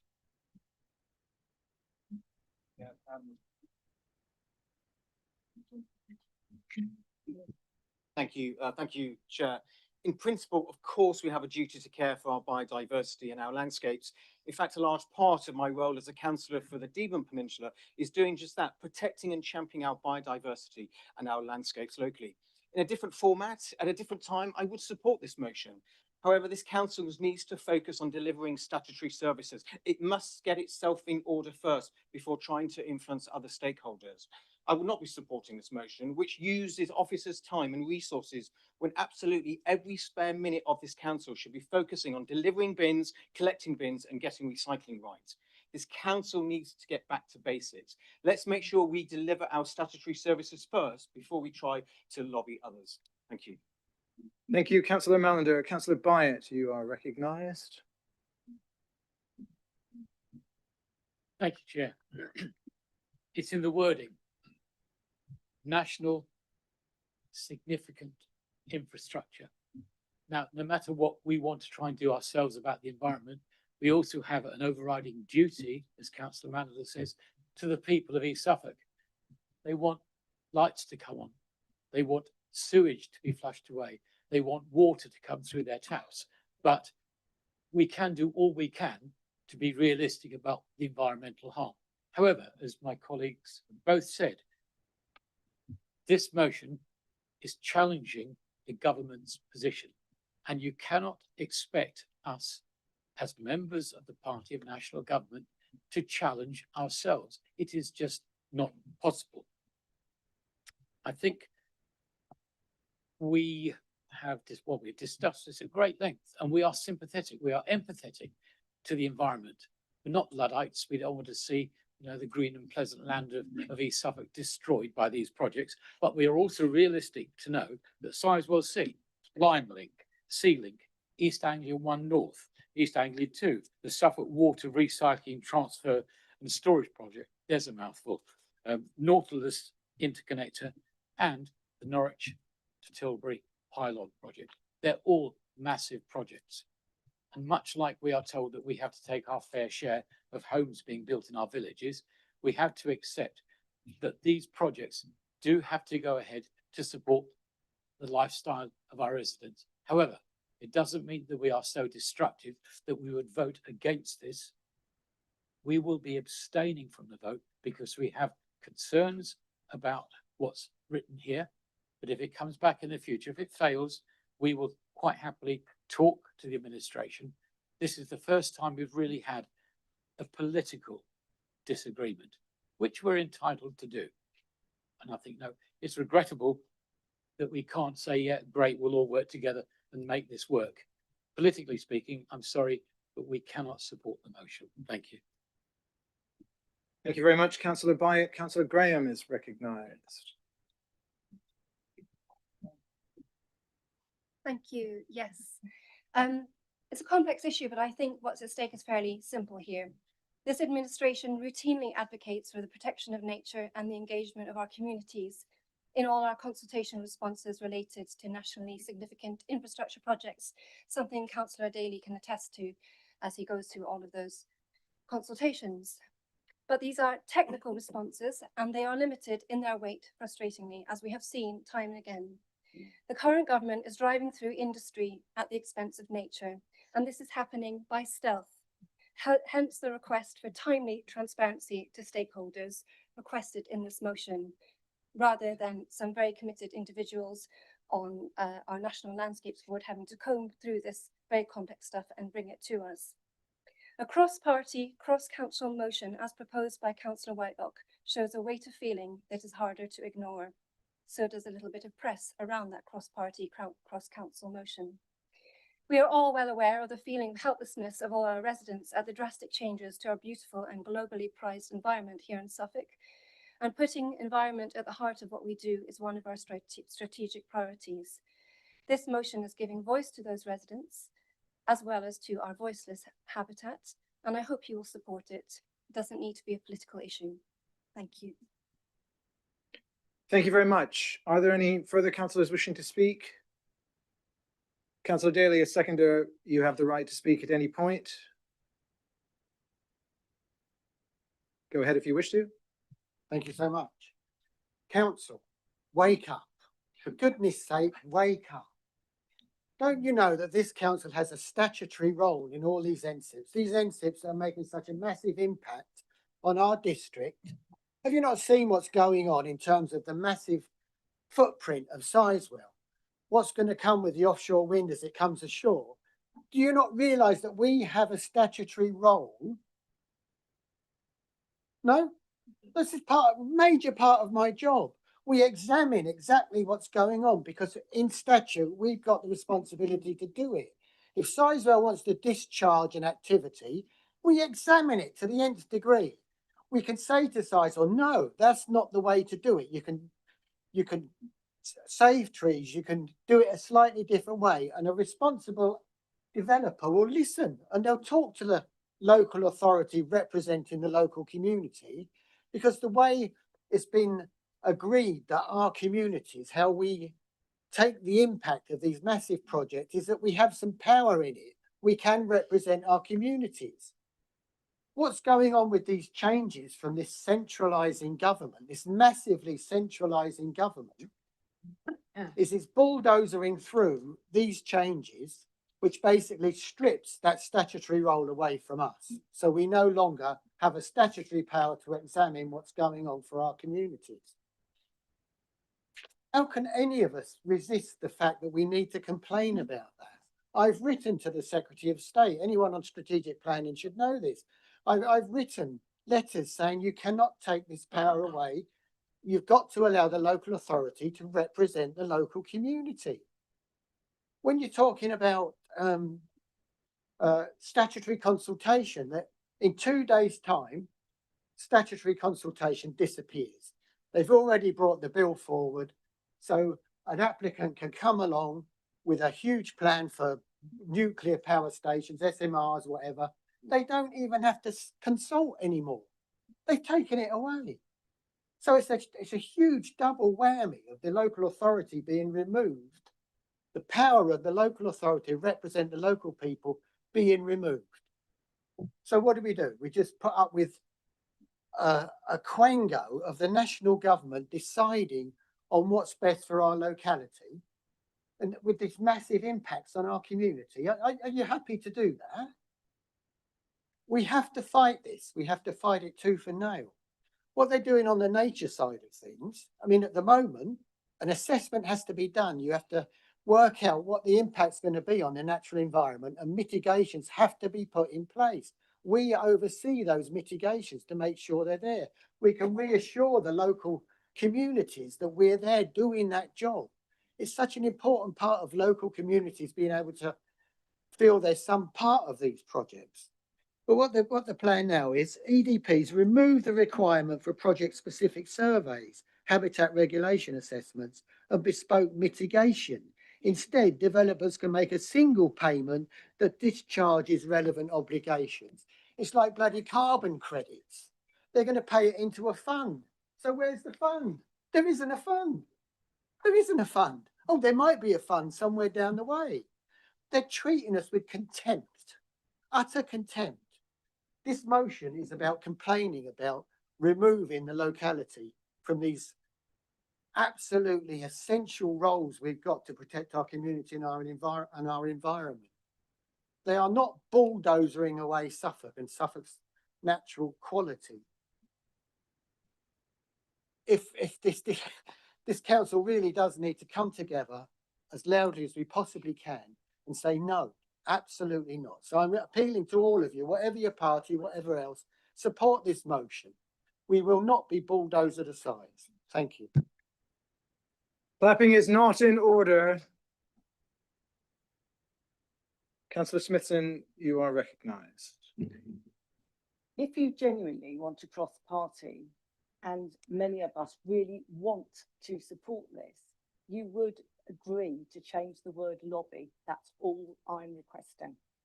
That's all I'm requesting. And if you won't do that, then you are being very partisan and not being very collegiate, because you're actually precluding some of us who would love to support this motion from doing so. That's all I'm requesting. Thank you very much.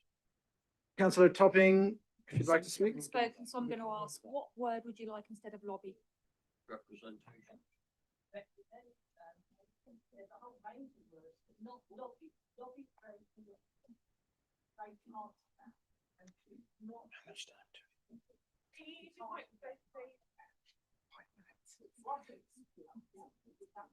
Councillors, we have 5 minutes. Councillor Whitelock has a right to speak, and then we're going to go to a vote. Okay, I need. Hang on a sec. If councillors want to make amendments, somebody please make an amendment. Don't talk about making an amendment. Does anybody want to change a word? And what do they want to change it to? Councillor Whitelock, do you want to make an amendment to your own motion? Councillor Gooch, you've spoken. I'm trying to find the right word. Representation is probably the right word. Representation to national government to empower communities. Does that make sense to everybody? So make representation to, strike the word lobby in number 1 and in number 2 and change it to make representation to. Is that what Councillor Whitelock here suggests? Are my colleagues comfortable with that? Yeah, okay, I'm happy to go with that, because I do think, does any of us want to look at our residents in the face and say we voted against this, really? So I'm happy to do that, because it will partly help to push this through and protect our communities. Okay, that I'm going to take as a friendly amendment because the proposer is making it. So therefore, it does not need to be debated or voted on. The motion now says, make representation to national government in clause 1 and further make representation to national government in clause 2. So I think it's make representation to national government. That's what I just in both said, yeah. cases. You said yes. send, make, send. No, I said make representation to national government and further make representation to national government. That is how the motion now reads. Yeah, okay. Right? Yeah. Is there anyone who has not spoken on the motion who would like to speak? Councillor Foley.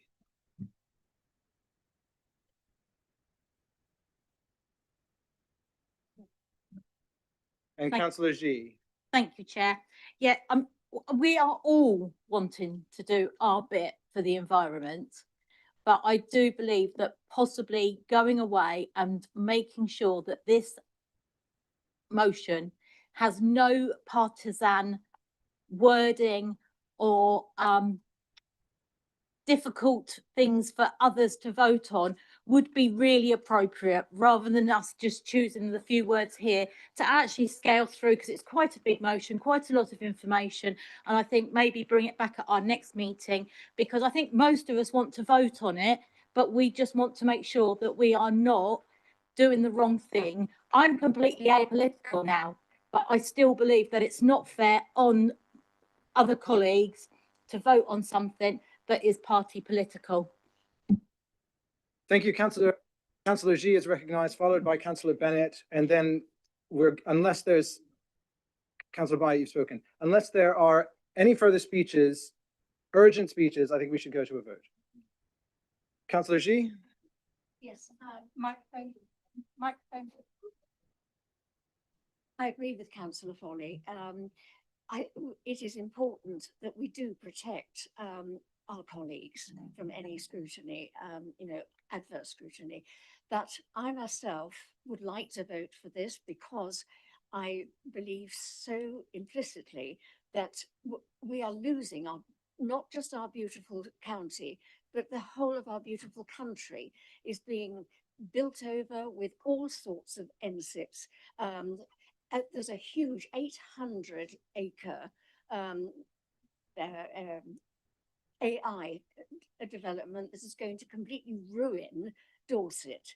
And we have solar farms here, solar farms there, wind there, wind there. It's absolutely going to end up in the country being ruined. And we have some of the most beautiful country in the world. I went to Canada once, and when I came back, I wept when I arrived at Stansted Airport because it was so beautiful, and I was so glad to be back in England. We cannot allow any government, whichever political party it is, to hold us to ransom and just bulldoze their own schemes through without any mitigation. I've always detested development that were going to cause severe damage to our precious environment. But whilst we had mitigation, at least we had some way, and we were consulted, we had some power to be able to make things less bad than others. And I do know that Councillor Daly has managed several times when we were thinking it was going to get terrible, that this council has been able to make representation to the powers that be, and things have been mitigated. I would hate for us to lose that ability to mitigate. And we have no power at all whatsoever. And then central government, whichever one it is, can just bulldoze over local communities. Thank you. Thank you, Councillor Xi, for that impassioned speech. I will take your passion as the reason why you forgot that your chair is Canadian. And you forgot your chair is Canadian, but I understand your passion for getting back to England from Canada. I suppose that's possibly why I'm here. At any rate, Councillor Bennett, followed by Councillor Deacon, then I think I'm going to take no more. Councillor Bennett, Councillor Deacon. Thank you. I wasn't going to speak on this, but I realised that it was that a yellow hadn't spoken, and as they were all talking about party politics, I thought I'd better speak up for the yellows. But this isn't about party politics at all, and it's neither is it about NIMBYism. What it's about is localism. We're not proposing, this motion does not propose trying to block turning the lights on and having solar power or national infrastructure. It's not about that. It's about having our local voice taken away from us. And whatever party we're in or no party, surely that's the whole purpose of us being here. It's not even particularly about the environment specifically. It's about the principle of more voice to local representatives. And I would just say, regarding in terms of can this come back some later time? No, it can't. Partly because the environment doesn't wait. This legislation is coming down the track very soon, and also I think there is a timely element to it because the new Prime Minister is showing real signs, and I have real hope that he does believe in greater localism. I mean, sending half of number 10 Downing Street up to Manchester. I mean, he is not all about centralising. He is showing signs of really believing in local democracy. And I think that's exactly another reason why we should support this motion.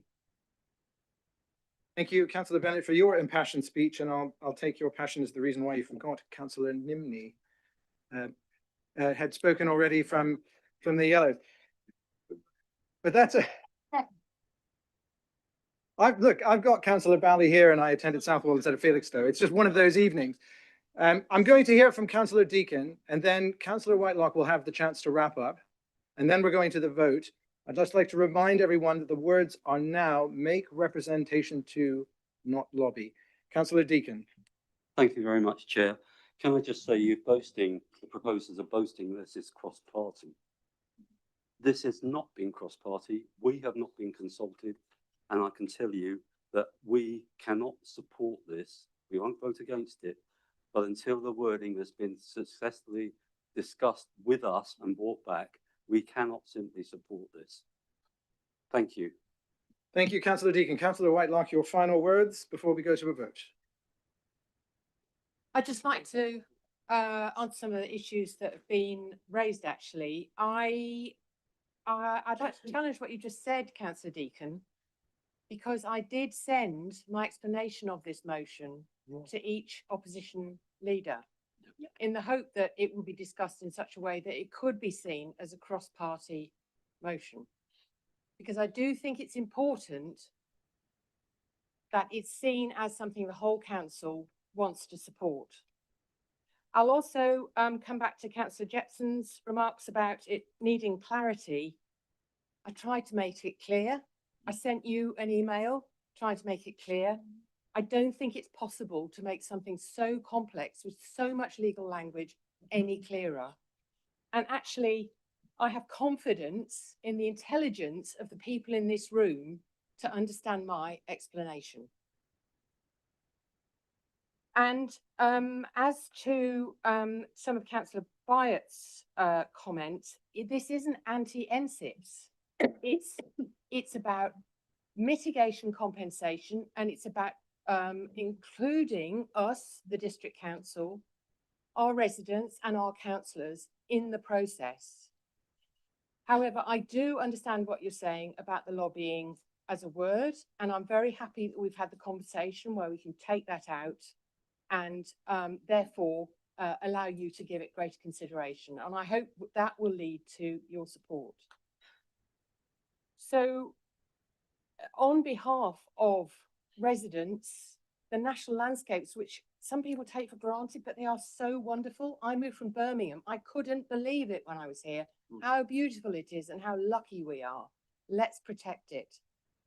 Thank you very much. Thank you. All in favour?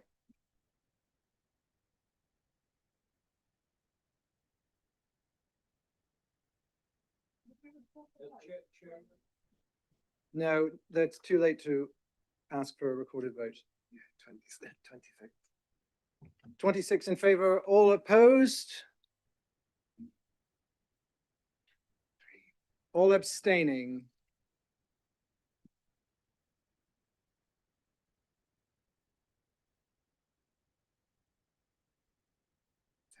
$18.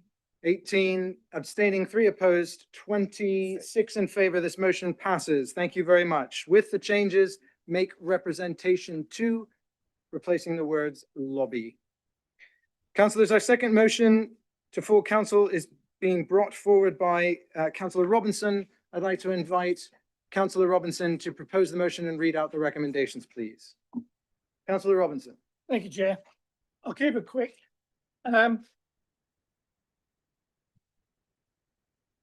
Parking restrictions are usually in place for sound safety reasons and cost public money and legal fees to provide. But out of town centres, they are very rarely enforced. The standard, I believe, is 1 visit by enforcement officers a week. And this is not always achieved. The odds against getting caught during a 2-minute walk past are 5,000 to 44 to 1 against. Pretty good odds of getting away with it. This is particularly the case around our schools, where the disregard of the restrictions by some self-entitled parents and carers pose a real danger to our children and a constant problem and worry for our schools. I am grateful for the recent extra efforts at Alton Board and Woodloop primary schools, which the schools much appreciated and made a real difference. But this should be the norm, not the exception.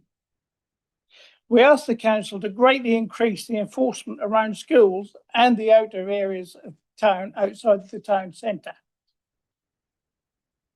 I'll put on the bottom, I am not necessarily asking for extra money, but I am asking for extra resources in the outer areas and the outer districts.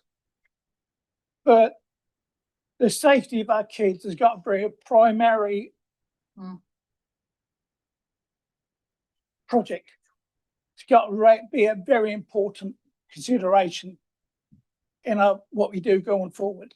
So I'm pleased asking for better enforcement, fairer enforcement for safety reasons. And it's not just around schools.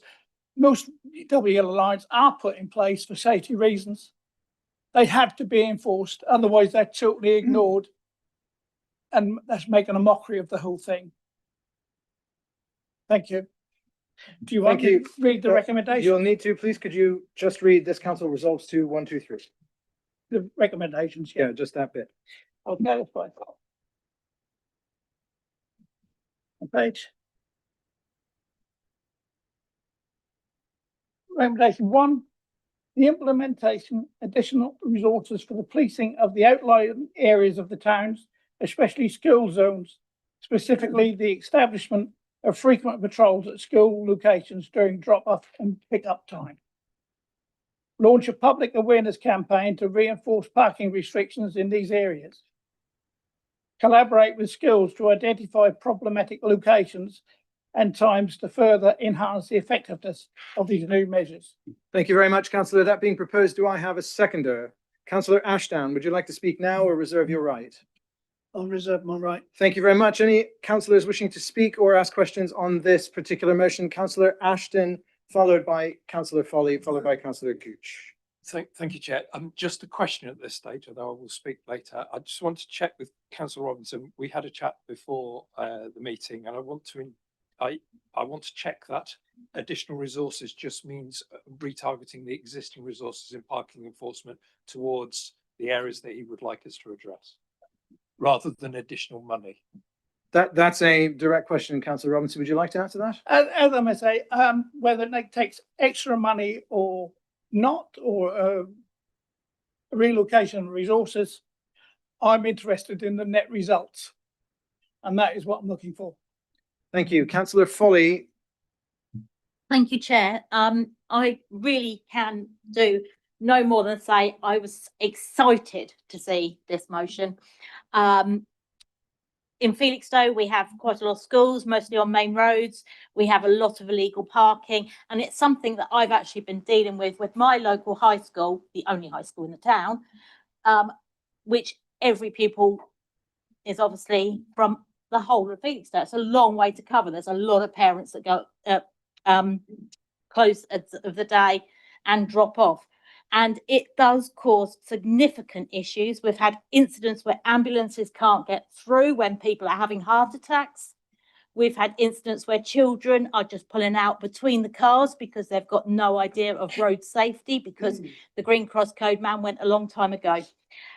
So I am so excited to see this motion, and I would really, really happy to support it. Thank you. Councillor Gooch. Thank you. I'll just remain seated for this little bit, if I may. This you would not probably have been aware of when you put forward your motion, Councillor Robinson, but it is mentioned in your report, Councillor Ashton, about the parking services enforcement trials in the Cabinet report on page 69. And for the benefit of members of the public, it does say that we focus enforcement outside a couple of schools at opening and closing times, and the initial results show that this has been effective. We'll therefore be rolling this out on a trial basis over the next 3 months. So I'll turn myself off. Right, okay, turn myself back on there. Absolutely, I would say this is, as an educationalist, this is a safety point of view, it's an environmental point of view that needs to be focused on as well.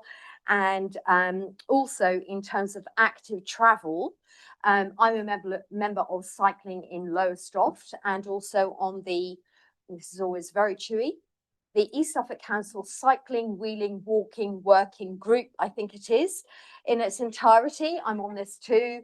And I have to say that it is essential that we retrain all of us, ourselves and our residents, not to park in cycle lanes, not to park near schools where they're endangering cyclists, they're endangering their own children, they're endangering the atmosphere, and also air quality as well. So absolutely, I would endorse this. And in terms of resources, I would simply say that I have had a shared parking ticket on a Sunday afternoon in one of our council-owned car parks, a completely empty car park.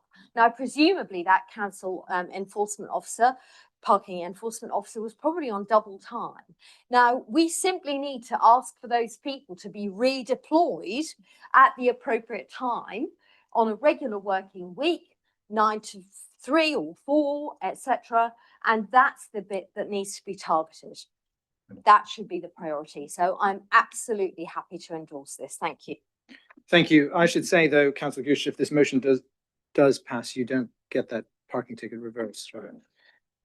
I've had hands from councillor Bennett, councillor Jepson and councillor Ashton, so we'll have those in that order, followed by councillor Mallender. Councillor Bennett. Thank you. Yeah, I'd support this. I'm happy to support this motion. And as chair of the, I better get this right, cycling, walking and wheeling working group, I support everything that councillor Gooch just said. But members, we have to remember that parked cars don't knock people down.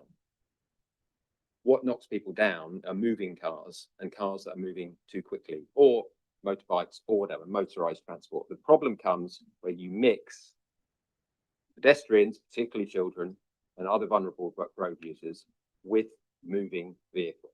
That's what the problem is. So this is somewhat addressing the symptoms of an issue. It is not really addressing the causes of the issue.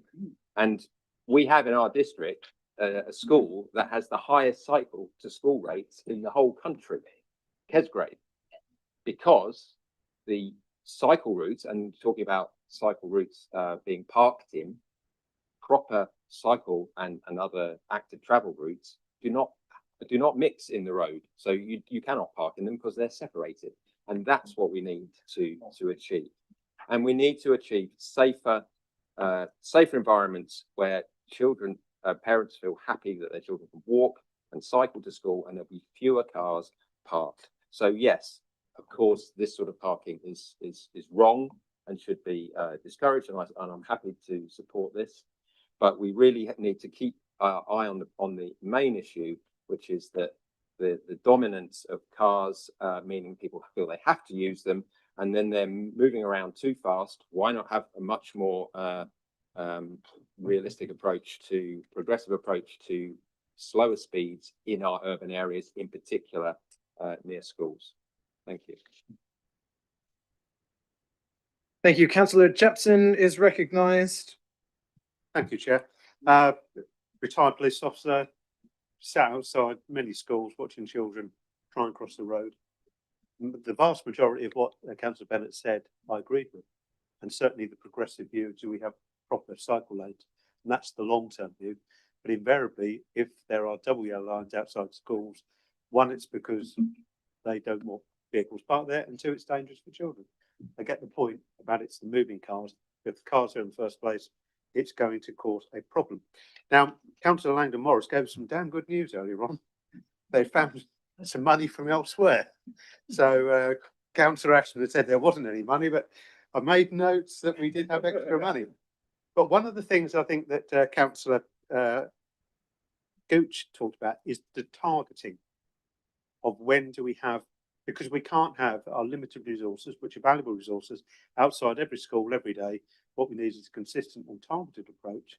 And perhaps I'd absolutely support this motion, but we perhaps have a little extra to say that if we have, on a sensible basis, got any extra money, that we considered employing people for school periods rather than generally, and we have a focused approach on trying to support the schools.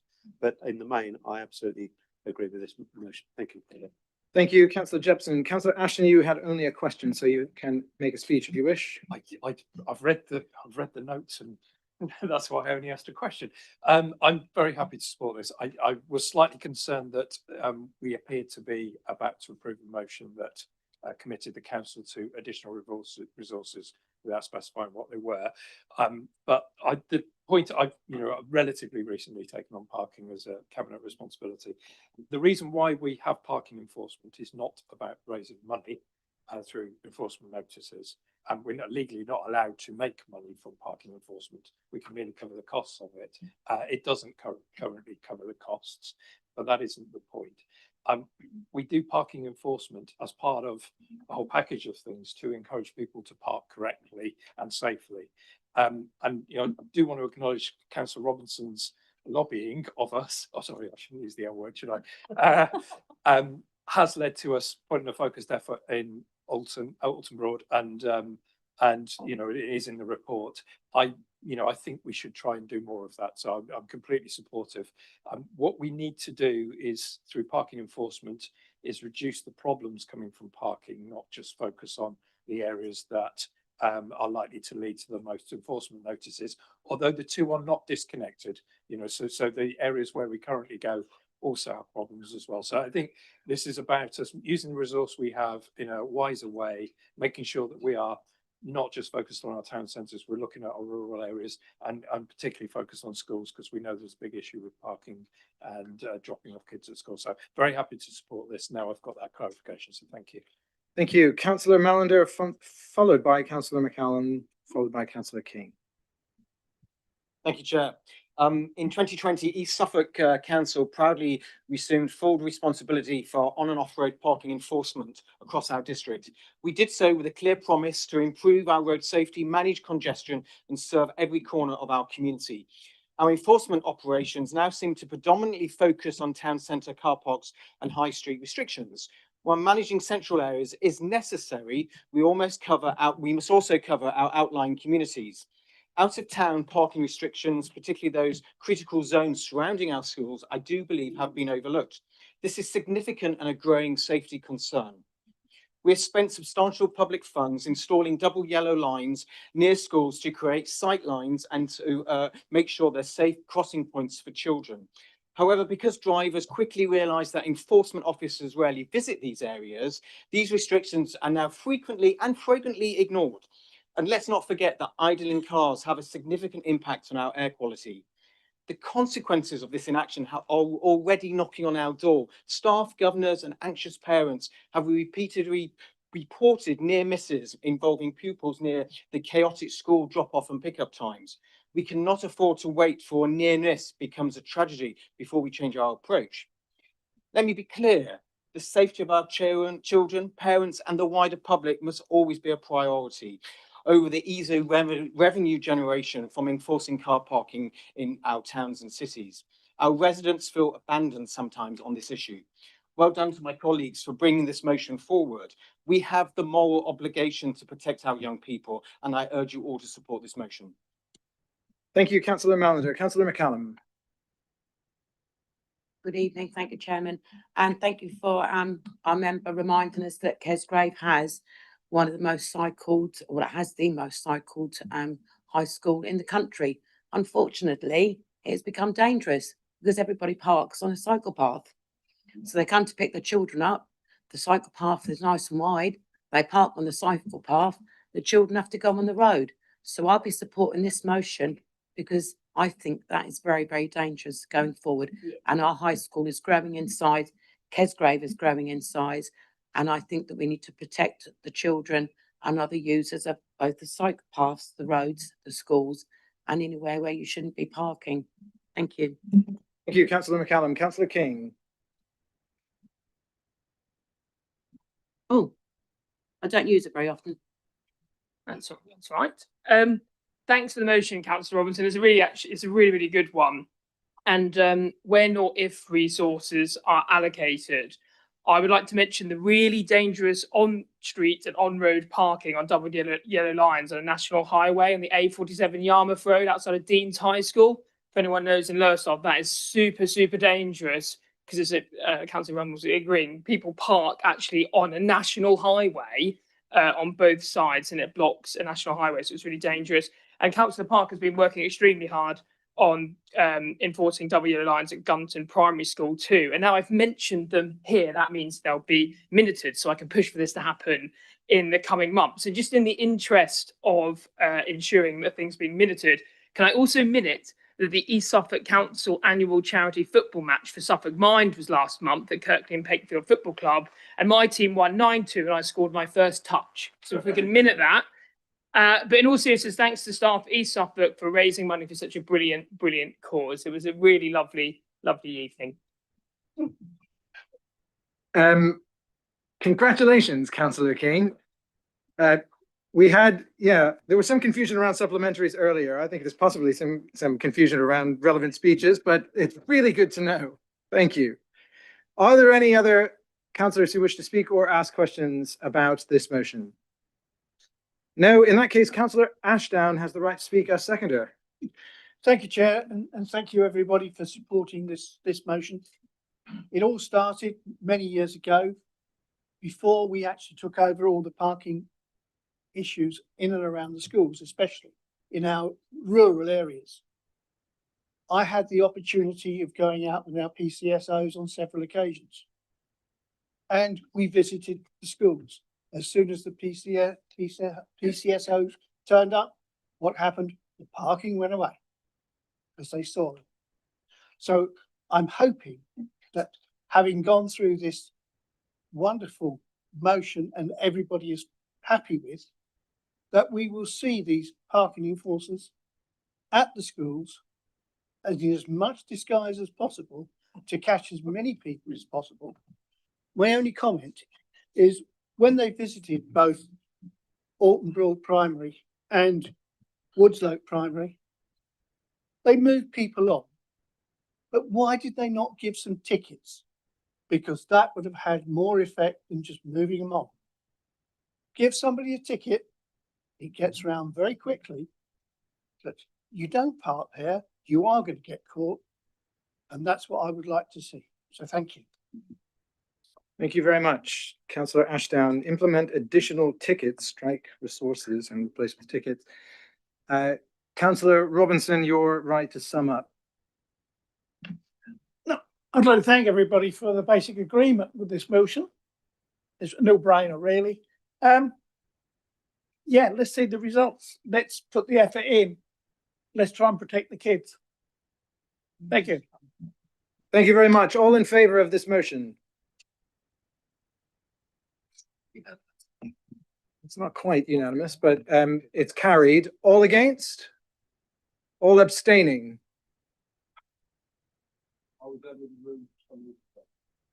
Were you here when the recommendations were read, councillor Nimley? I think you were. Oh, you weren't. Okay, I see. Fine, thank you, and thank you for being honest about your. Please, yeah, exactly. Let's not add that to a speech. This motion passes. Thank you very much, councillors.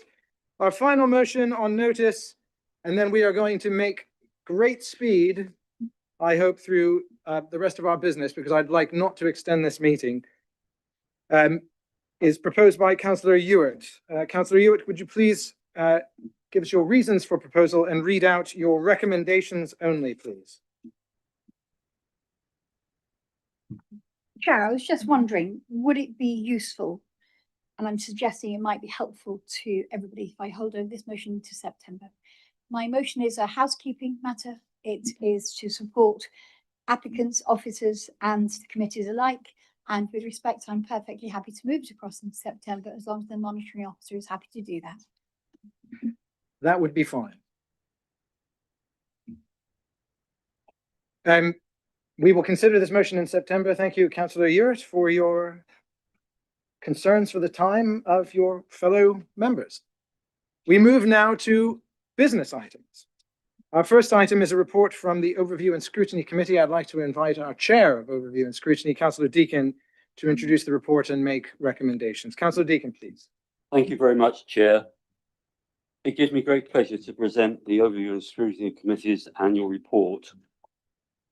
The Overview and Scrutiny Committee welcomes this annual opportunity to outline our activities to the rest of the council and also to any member of the public watching who may not be familiar with the work we carry out. Firstly, I would like to thank my Vice Chair, Councillor Clary, and other committee members, past and present, for all their hard work. Also, it would be very remiss of me not to thank our hard-working support officer, Sarah Davis, who keeps the committee on the straight and narrow. My thanks also to the Cabinet members and officers for their valued participation in our important work in holding the Cabinet to account and scrutinising council services. I would like to particularly thank the Youth Council who were involved in the setting of our work programme last year. Also, a huge thanks to all our guest speakers who contributed their time and knowledge to our reviews. It's greatly appreciated. As outlined in the annual report, we had a very varied work programme which saw us scrutinise matters related to the way the council functions, such as the new homelessness and rough sleeping strategy, to topics of importance to our residents, which included a review of the Lowestoft Cultural Quarter. And I would like particularly to thank the representatives from the cultural venues who gave up their time to participate in our review. The 2026-27 work programme promises to be just as busy and will focus in particular on the impact of LGR on the council's business as usual and finding budget efficiencies. To enable the committee to cover all this work, I'm afraid we've had to add 2 more meetings to the dates that have already been published on the calendar of meetings for this year.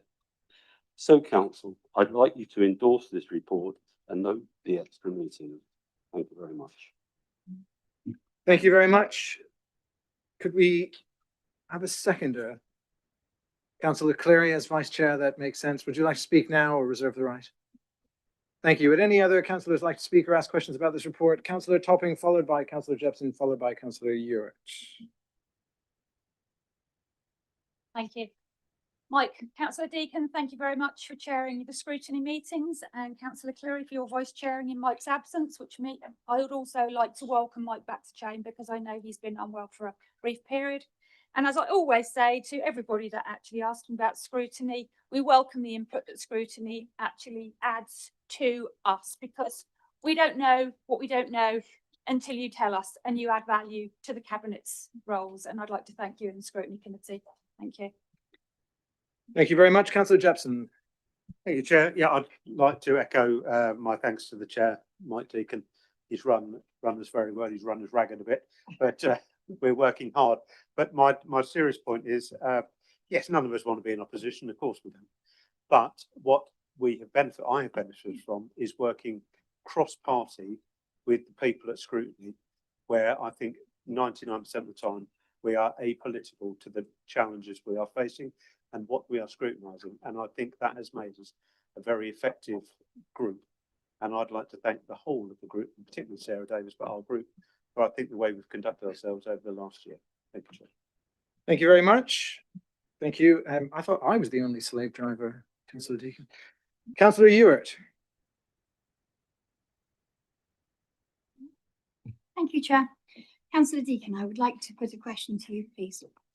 I understand that the review of ESAP services was undertaken on the 27th of November and was considered exempt session because it related to the financial and business affairs of the company. But given the leader's apology and the statement from Councillor Ashton, I'd just like to bring this forward as I think it's quite pertinent, and I believe it probably could then go to scrutiny, given that it seems to be that you have a scrutiny meeting in September.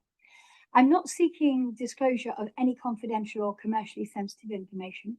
However, can you confirm whether the review identified any significant operational, financial, governance or service delivery risks, and if so, whether those risks were communicated to the relevant portfolio holders and senior officers and taken into account when assessing the company's readiness to deliver the better recycling service? Because that was just approximately 6 months earlier that you had the scrutiny from when we set off launching the better recycling. Appreciating that a detailed response may not be possible this evening, of course, I would also like to establish whether, given my understanding that there was no competitive alternative provision sought, and bearing in mind the committee's role as set out in your report, where you discussed that you are the counterbalance that complements the Cabinet's decision-making powers, members were satisfied that East Sussex Services possessed the necessary operational planning capacity, resilience, and management expertise to deliver the service successfully before the rollout proceeded. Given the timing of the review in relation to the Better Recycling programme, it seems reasonable to assume that the company's readiness to deliver that programme would have formed part of the overall consideration of your scrutiny committee. Could you therefore confirm whether members received sufficient assurance on that Councillor point? Uric, this is multiple questions. I'm happy to leave it with you, but I think given this evening and the situation we find ourselves in, it's pertinent to ask those questions. Thank you. Thank you, Councillor Deacon. This is related to your report, but I'd like you to keep the answer on the report rather than on ESSL specifically.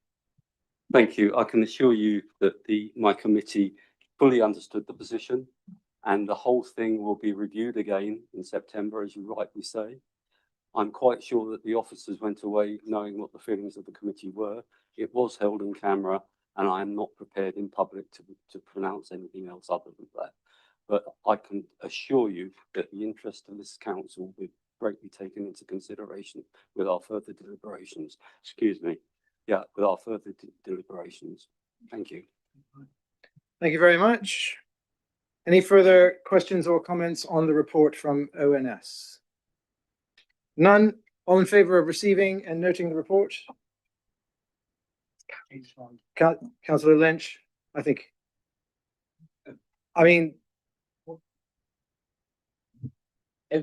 was just going to mention that as a scrutiny committee, Councillor Deacon has never stopped any other members coming to any of our meetings. So if any member of this council has any problems, they're welcome to come to the meetings and they would hear in full, rather than just trying to guess what happened. Thank you. Thank you very much. That's a good reminder. As members, we have a right to attend any meeting, including in-camera parts of those meetings, and therefore that would be something I'm sure you will accommodate. Councillor Deacon. I would be more, sorry, you must excuse me, I've got a bit of a funny throat. We'd be more than welcome to see anybody at our meetings. Thank you. Thank you very much. All in favour of noting this report, welcoming and noting this report? Carried. Thank you very much. Our next item, Community Governance Review. Councillor Topping is introducing this report. Thank you, Chair. At the meeting of the council in March, it was agreed the draft recommendations for Bramfield, Ike and Thorrington parish councils should be taken to public consultation prior to bringing final recommendations to council. The latest consultation period closed on the 2nd of July. The members' working group has agreed final recommendations following the consultation, and these final recommendations align with the draft recommendations and the original requests from the parish councils. All councillors covering the parishes concerned agree with the final recommendations to make changes to the number of councillors representing the parishes. The final recommendations can be found in the report. Recommendations 1, that full council approves the final recommendations as set out in Appendix A to this report, and 2, that full council agrees that reorganisation orders are produced to include all changes agreed by council to enable governance changes to take effect for parish elections in 2027. Thank you very much. That being so proposed, do I have a seconder? Councillor Mallender, would you like to speak now or reserve your right? Thank you. Any other councillors wishing to speak on this matter? Okay. No other councillors wishing to speak? Councillor Mallender. Of course. Thank you, Chair. Look, I'm delighted to second this paper. I started my journey in local politics as a parish councillor, and I know what an incredible job they do in caring for our communities and our residents. Anything that increases local democracy should certainly be supported, and I'm delighted that one of my villagers of Ike has requested an additional councillor. Villages grow, and we must support our parishes as they truly represent their local residents, and I ask for full council support on this paper. Thank you very much. Councillor Topping, any further comments? Thank you. Like Councillor Mallender, I started my LGA career, local government, a career as 12 years service with Beccles Town Council. I understand the importance of grassroots democracy, and long may it reign through LGR. So I hope everybody can agree and vote in favour. Thank you. Thank you. All in favour of this motion? Carried. Thank you very much. Our final item before we move into a closed session is the usual questions to cabinet members. I'd like us all to be able to end the meeting without extending it. So I'm going to take 15 to 20 minutes on this item maximum. So I'd like any questions to be sharp. I'd like any answers to be even sharper. Any questions for members of the cabinet? We're going to start with Councillor Green. We're going to give Councillor McCallum a chance to press that button again that she says she doesn't use very often. We're going to go to Councillor Foley and then I'll come back around. Thank you, Chair. My question is for Councillor Noble. In your report, on page 78, it's mentioned that an internal audit of parking services will be carried out. But I seem to remember in 23 and 24, there was a parking review with input from businesses and community. I just wondered if we could get an update of what happened then. Thank you. Councillor Noble. Can I refer this to Councillor Ashton? I don't really have much to do with parking, I'm afraid. We've established this rule that question asked at the cabinet, there's a question asked all happened. I wasn't able to hear the question clearly. I'm sorry. I didn't even get the location. Sorry, Councillor Green, one more time. Yeah, what it was, Councillor Ashton, is with Councillor Nova's report, it says there could be a parking internal audit of parking services. But I thought I remember in 23 and 24, a parking review was carried out, but I just wondered what the outcome of that review was.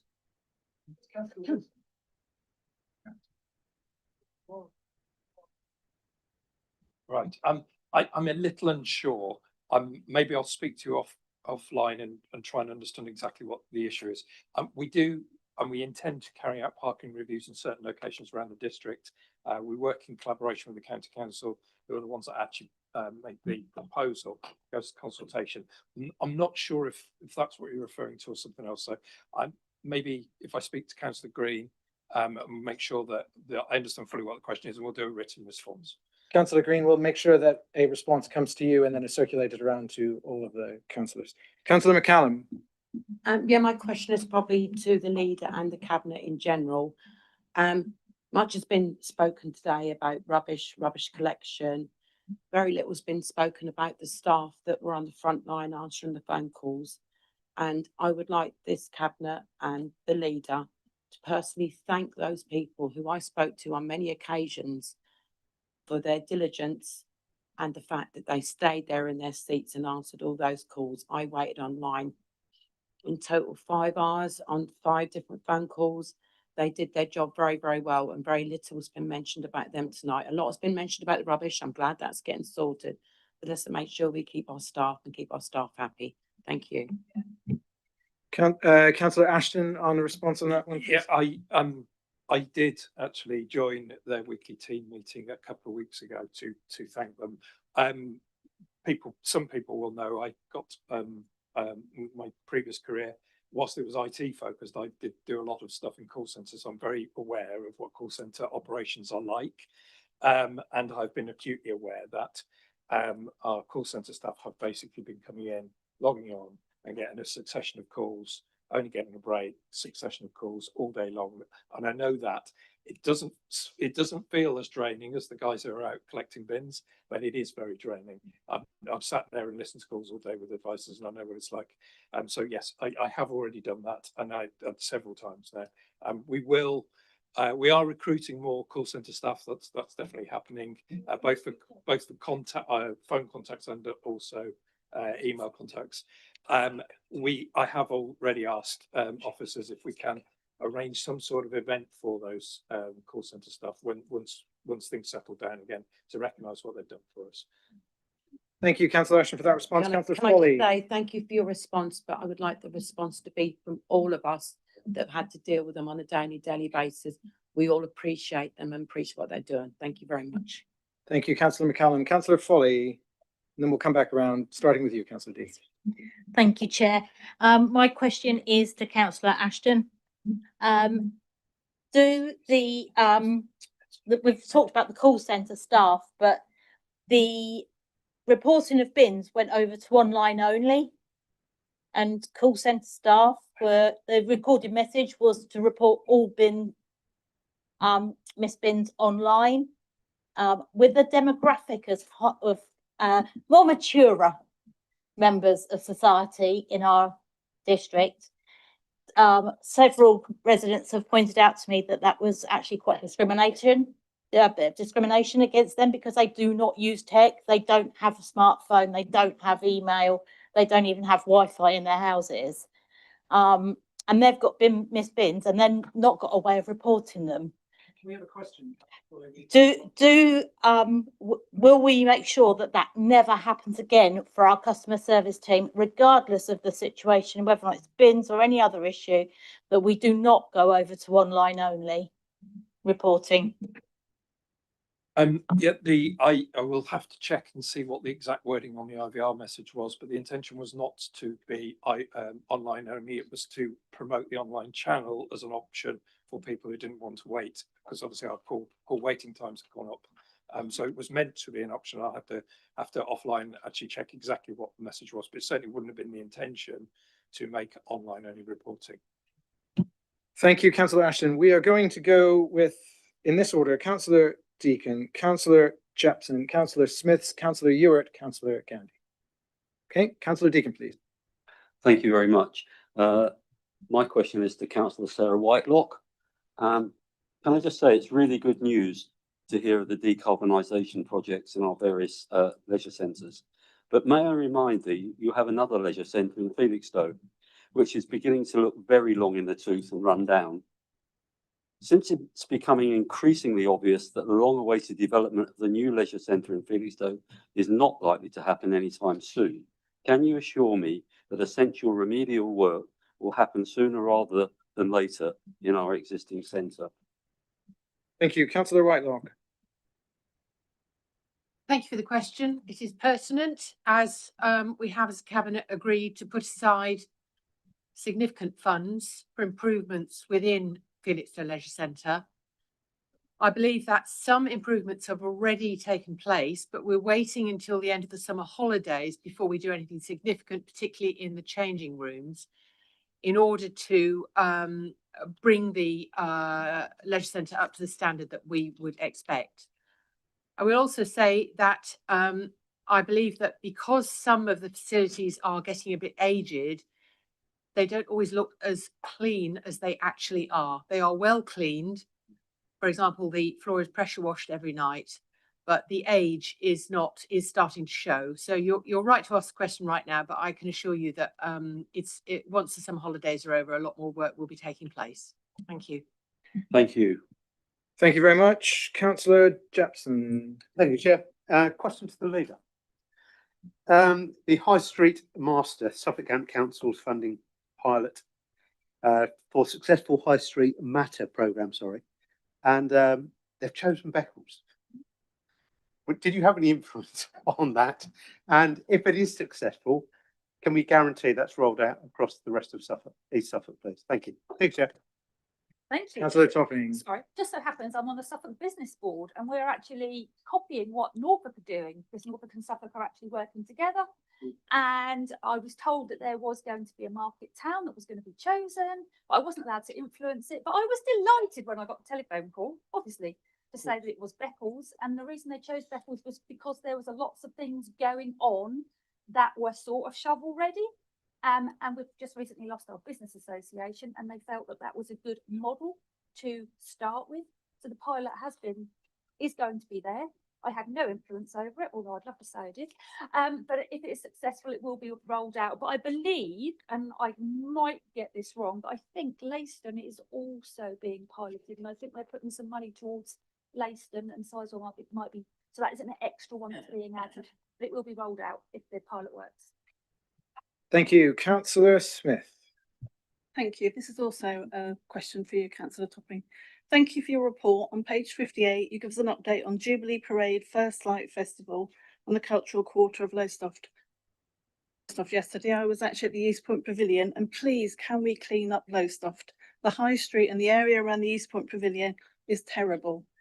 I saw an employee of East Suffolk Council with a hoe removing weeds out of tarmac and concrete. He spent 4 days clearing the weeds on a wall, and in our conversation it's going to take him 3 months to remove the rest of the weeds around East Point Pavilion. It's a pointless exercise because the weeds will grow back because the roots aren't being removed. Please, could we put weed killer down, and can we buy the gentleman a power washer? Because I saw tourists, I saw children walking in the fountains, and then they had to walk on dirty streets, and it's shameful. This has been mentioned before several times. It's shameful how we're leaving Lowestoft looking, and I will share photos tomorrow with councillors, and they'll be ashamed of what they see. Councillor Topping. Oh, I'm going to look at Councillor Mallender here, because didn't we recently have a motion about trying to cut down on glyphosates? And we are cutting down on glyphosates, which is part of the problem, because that is the only weed killer that can be used that will sort the problem out. So we are trying to do it more environmentally friendly, which does involve a hoe and manpower or woman power, but it is huge. Councillor The Smith. district is huge, and we just don't have the capacity to do it. But I fully take on board what you're saying. I am in Lowestoft frequently. I will go and have a look. Some of the area around the East Point Pavilion, because the First Light Festival organisation actually rent the pavilion off us. They are actually supposed to do the stoned area around there, but I actually fully take on board what you're saying, Letitia, and I will go and look myself. Thank you, Councillor Ewart. Thank you, Chair. Would you just remember that I just gave you 30 minutes back as I read this rather long question? Thank you. Really do appreciate it. I'm just going to be a bit cheeky. I've got two questions. I'll go this one now and then I'll go around the block. Okay. Councillor Packard. Thank you. Councillor Packard, my concern is that your report makes no meaningful reference to my councillor colleagues here as to the Thorpe Nest rocks, which you've all been reading about, despite the cabinet meeting just last week approving an expenditure of up to £500,000 to remove them from the beach and place them into storage. And the storage location seems to be unknown. And your chosen solution, Councillor Packard, does not address the alternative proposal supported by many residents that those rocks could instead be used for local coastal stabilisation in the same vicinity. Can you therefore explain why such a significant and costly decision has not been reflected in the report, and why those alternatives have not been properly considered? Plus, given that funds have been attributed from I know not where, can you confirm to this council where the money has come from? The frustration was apparent from Councillor Whitelock, as she expressed quite clearly her concerns, but seemed to be sided in all of that. I don't know what the terms I'm looking for. And the frustration, therefore, would be coming to our council too, that we're not making sensible decisions. Given those concerns and the lack of transparency in the report, would you accept for those watching this transmission from Thorpe Nest that this decision really warrants urgent review? Remembering £500,000. Thank you. Thank you. And considering the time you gave us back, I'll let you have those two questions. Can you explain and do you accept? Yeah, unfortunately, the decision was made, I think, last week, and therefore there wasn't enough time to include it in today's meeting. We haven't spent any money yet, and we're hoping to get money on the rocks. The rocks belong to us. They have to be removed before winter. If the local residents come up with a plan, we have told them we will put those rocks where they want them. We do have sites for those rocks. We can't do anything, we couldn't do anything until we decided what to do with them. We think we had to allow £500,000, and I spoke to Councillor Langton Morris about this, but we think there's extra money we can get from various sources so that any expenditure will be a lot less than that.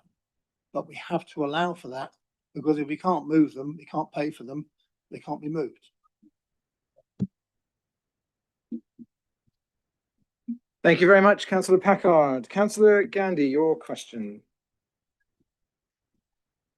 Thank you, and thanks to Councillor Smith for raising that important question. On a totally different note, I did note a question for Councillor Bevan. I did note about the new pilot scheme for rough sleepers and with drug and alcohol problems.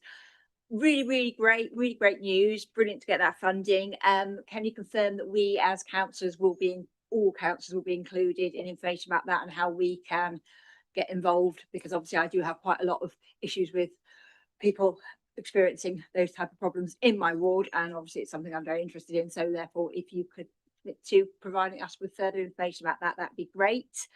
And my other quick question, I'm being looked at, so I will take it back. I will wait.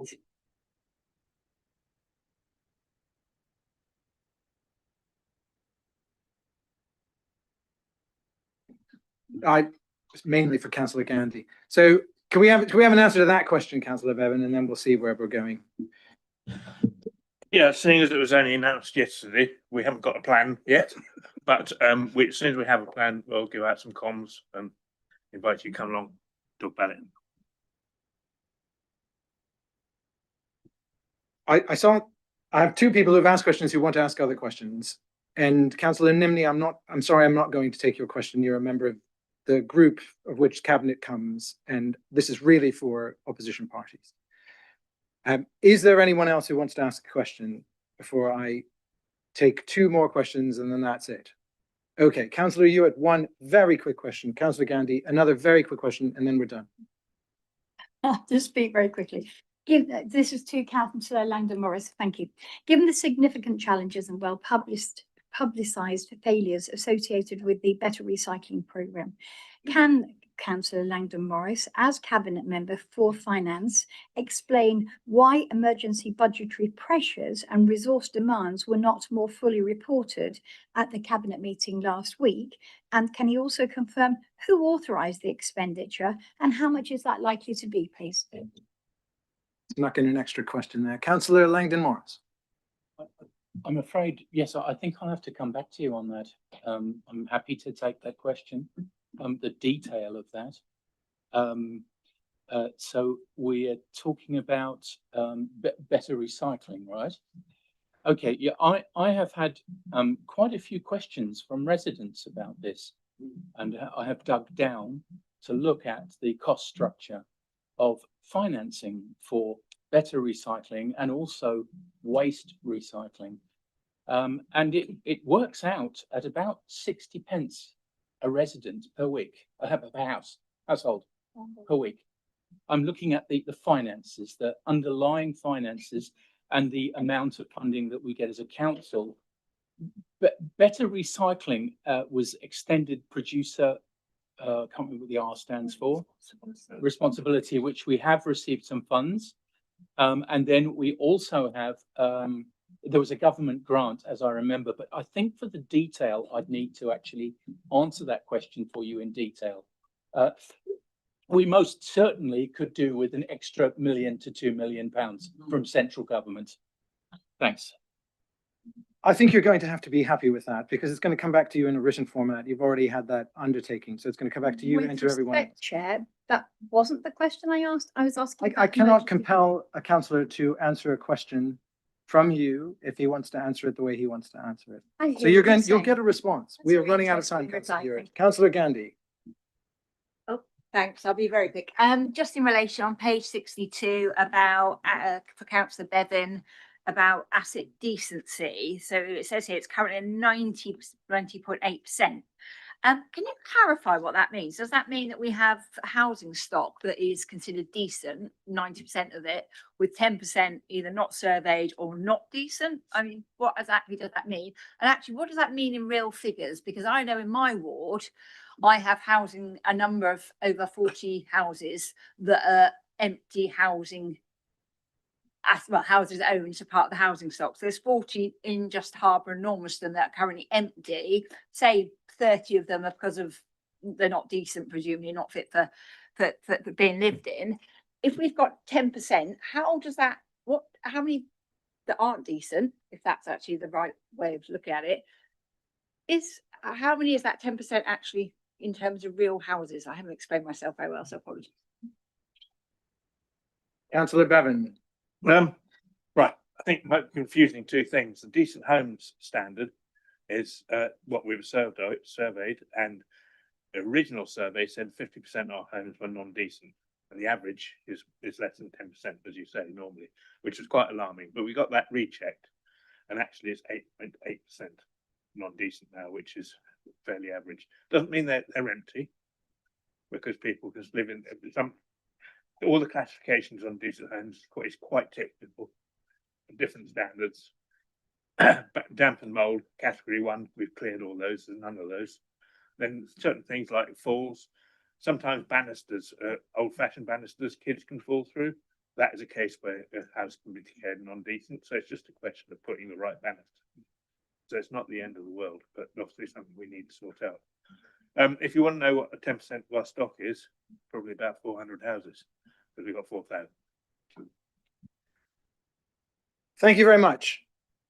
Councillors, we have less than 15 minutes left. We have a couple of exempt items. We're going to get through them as quickly as possible. Are you ready? It is recommended that under section 100A4 of the Local Government Act 1972 as amended, the public be excluded from the meeting for the following items of business on the grounds that they involve likely disclosure of exempt information as defined in paragraph 4 of part 1 of section 12A of the Act. I so move. Do I have a seconder? Thank you. All in favor of moving to a closed session? Carried. Carried. Thank you. Ali?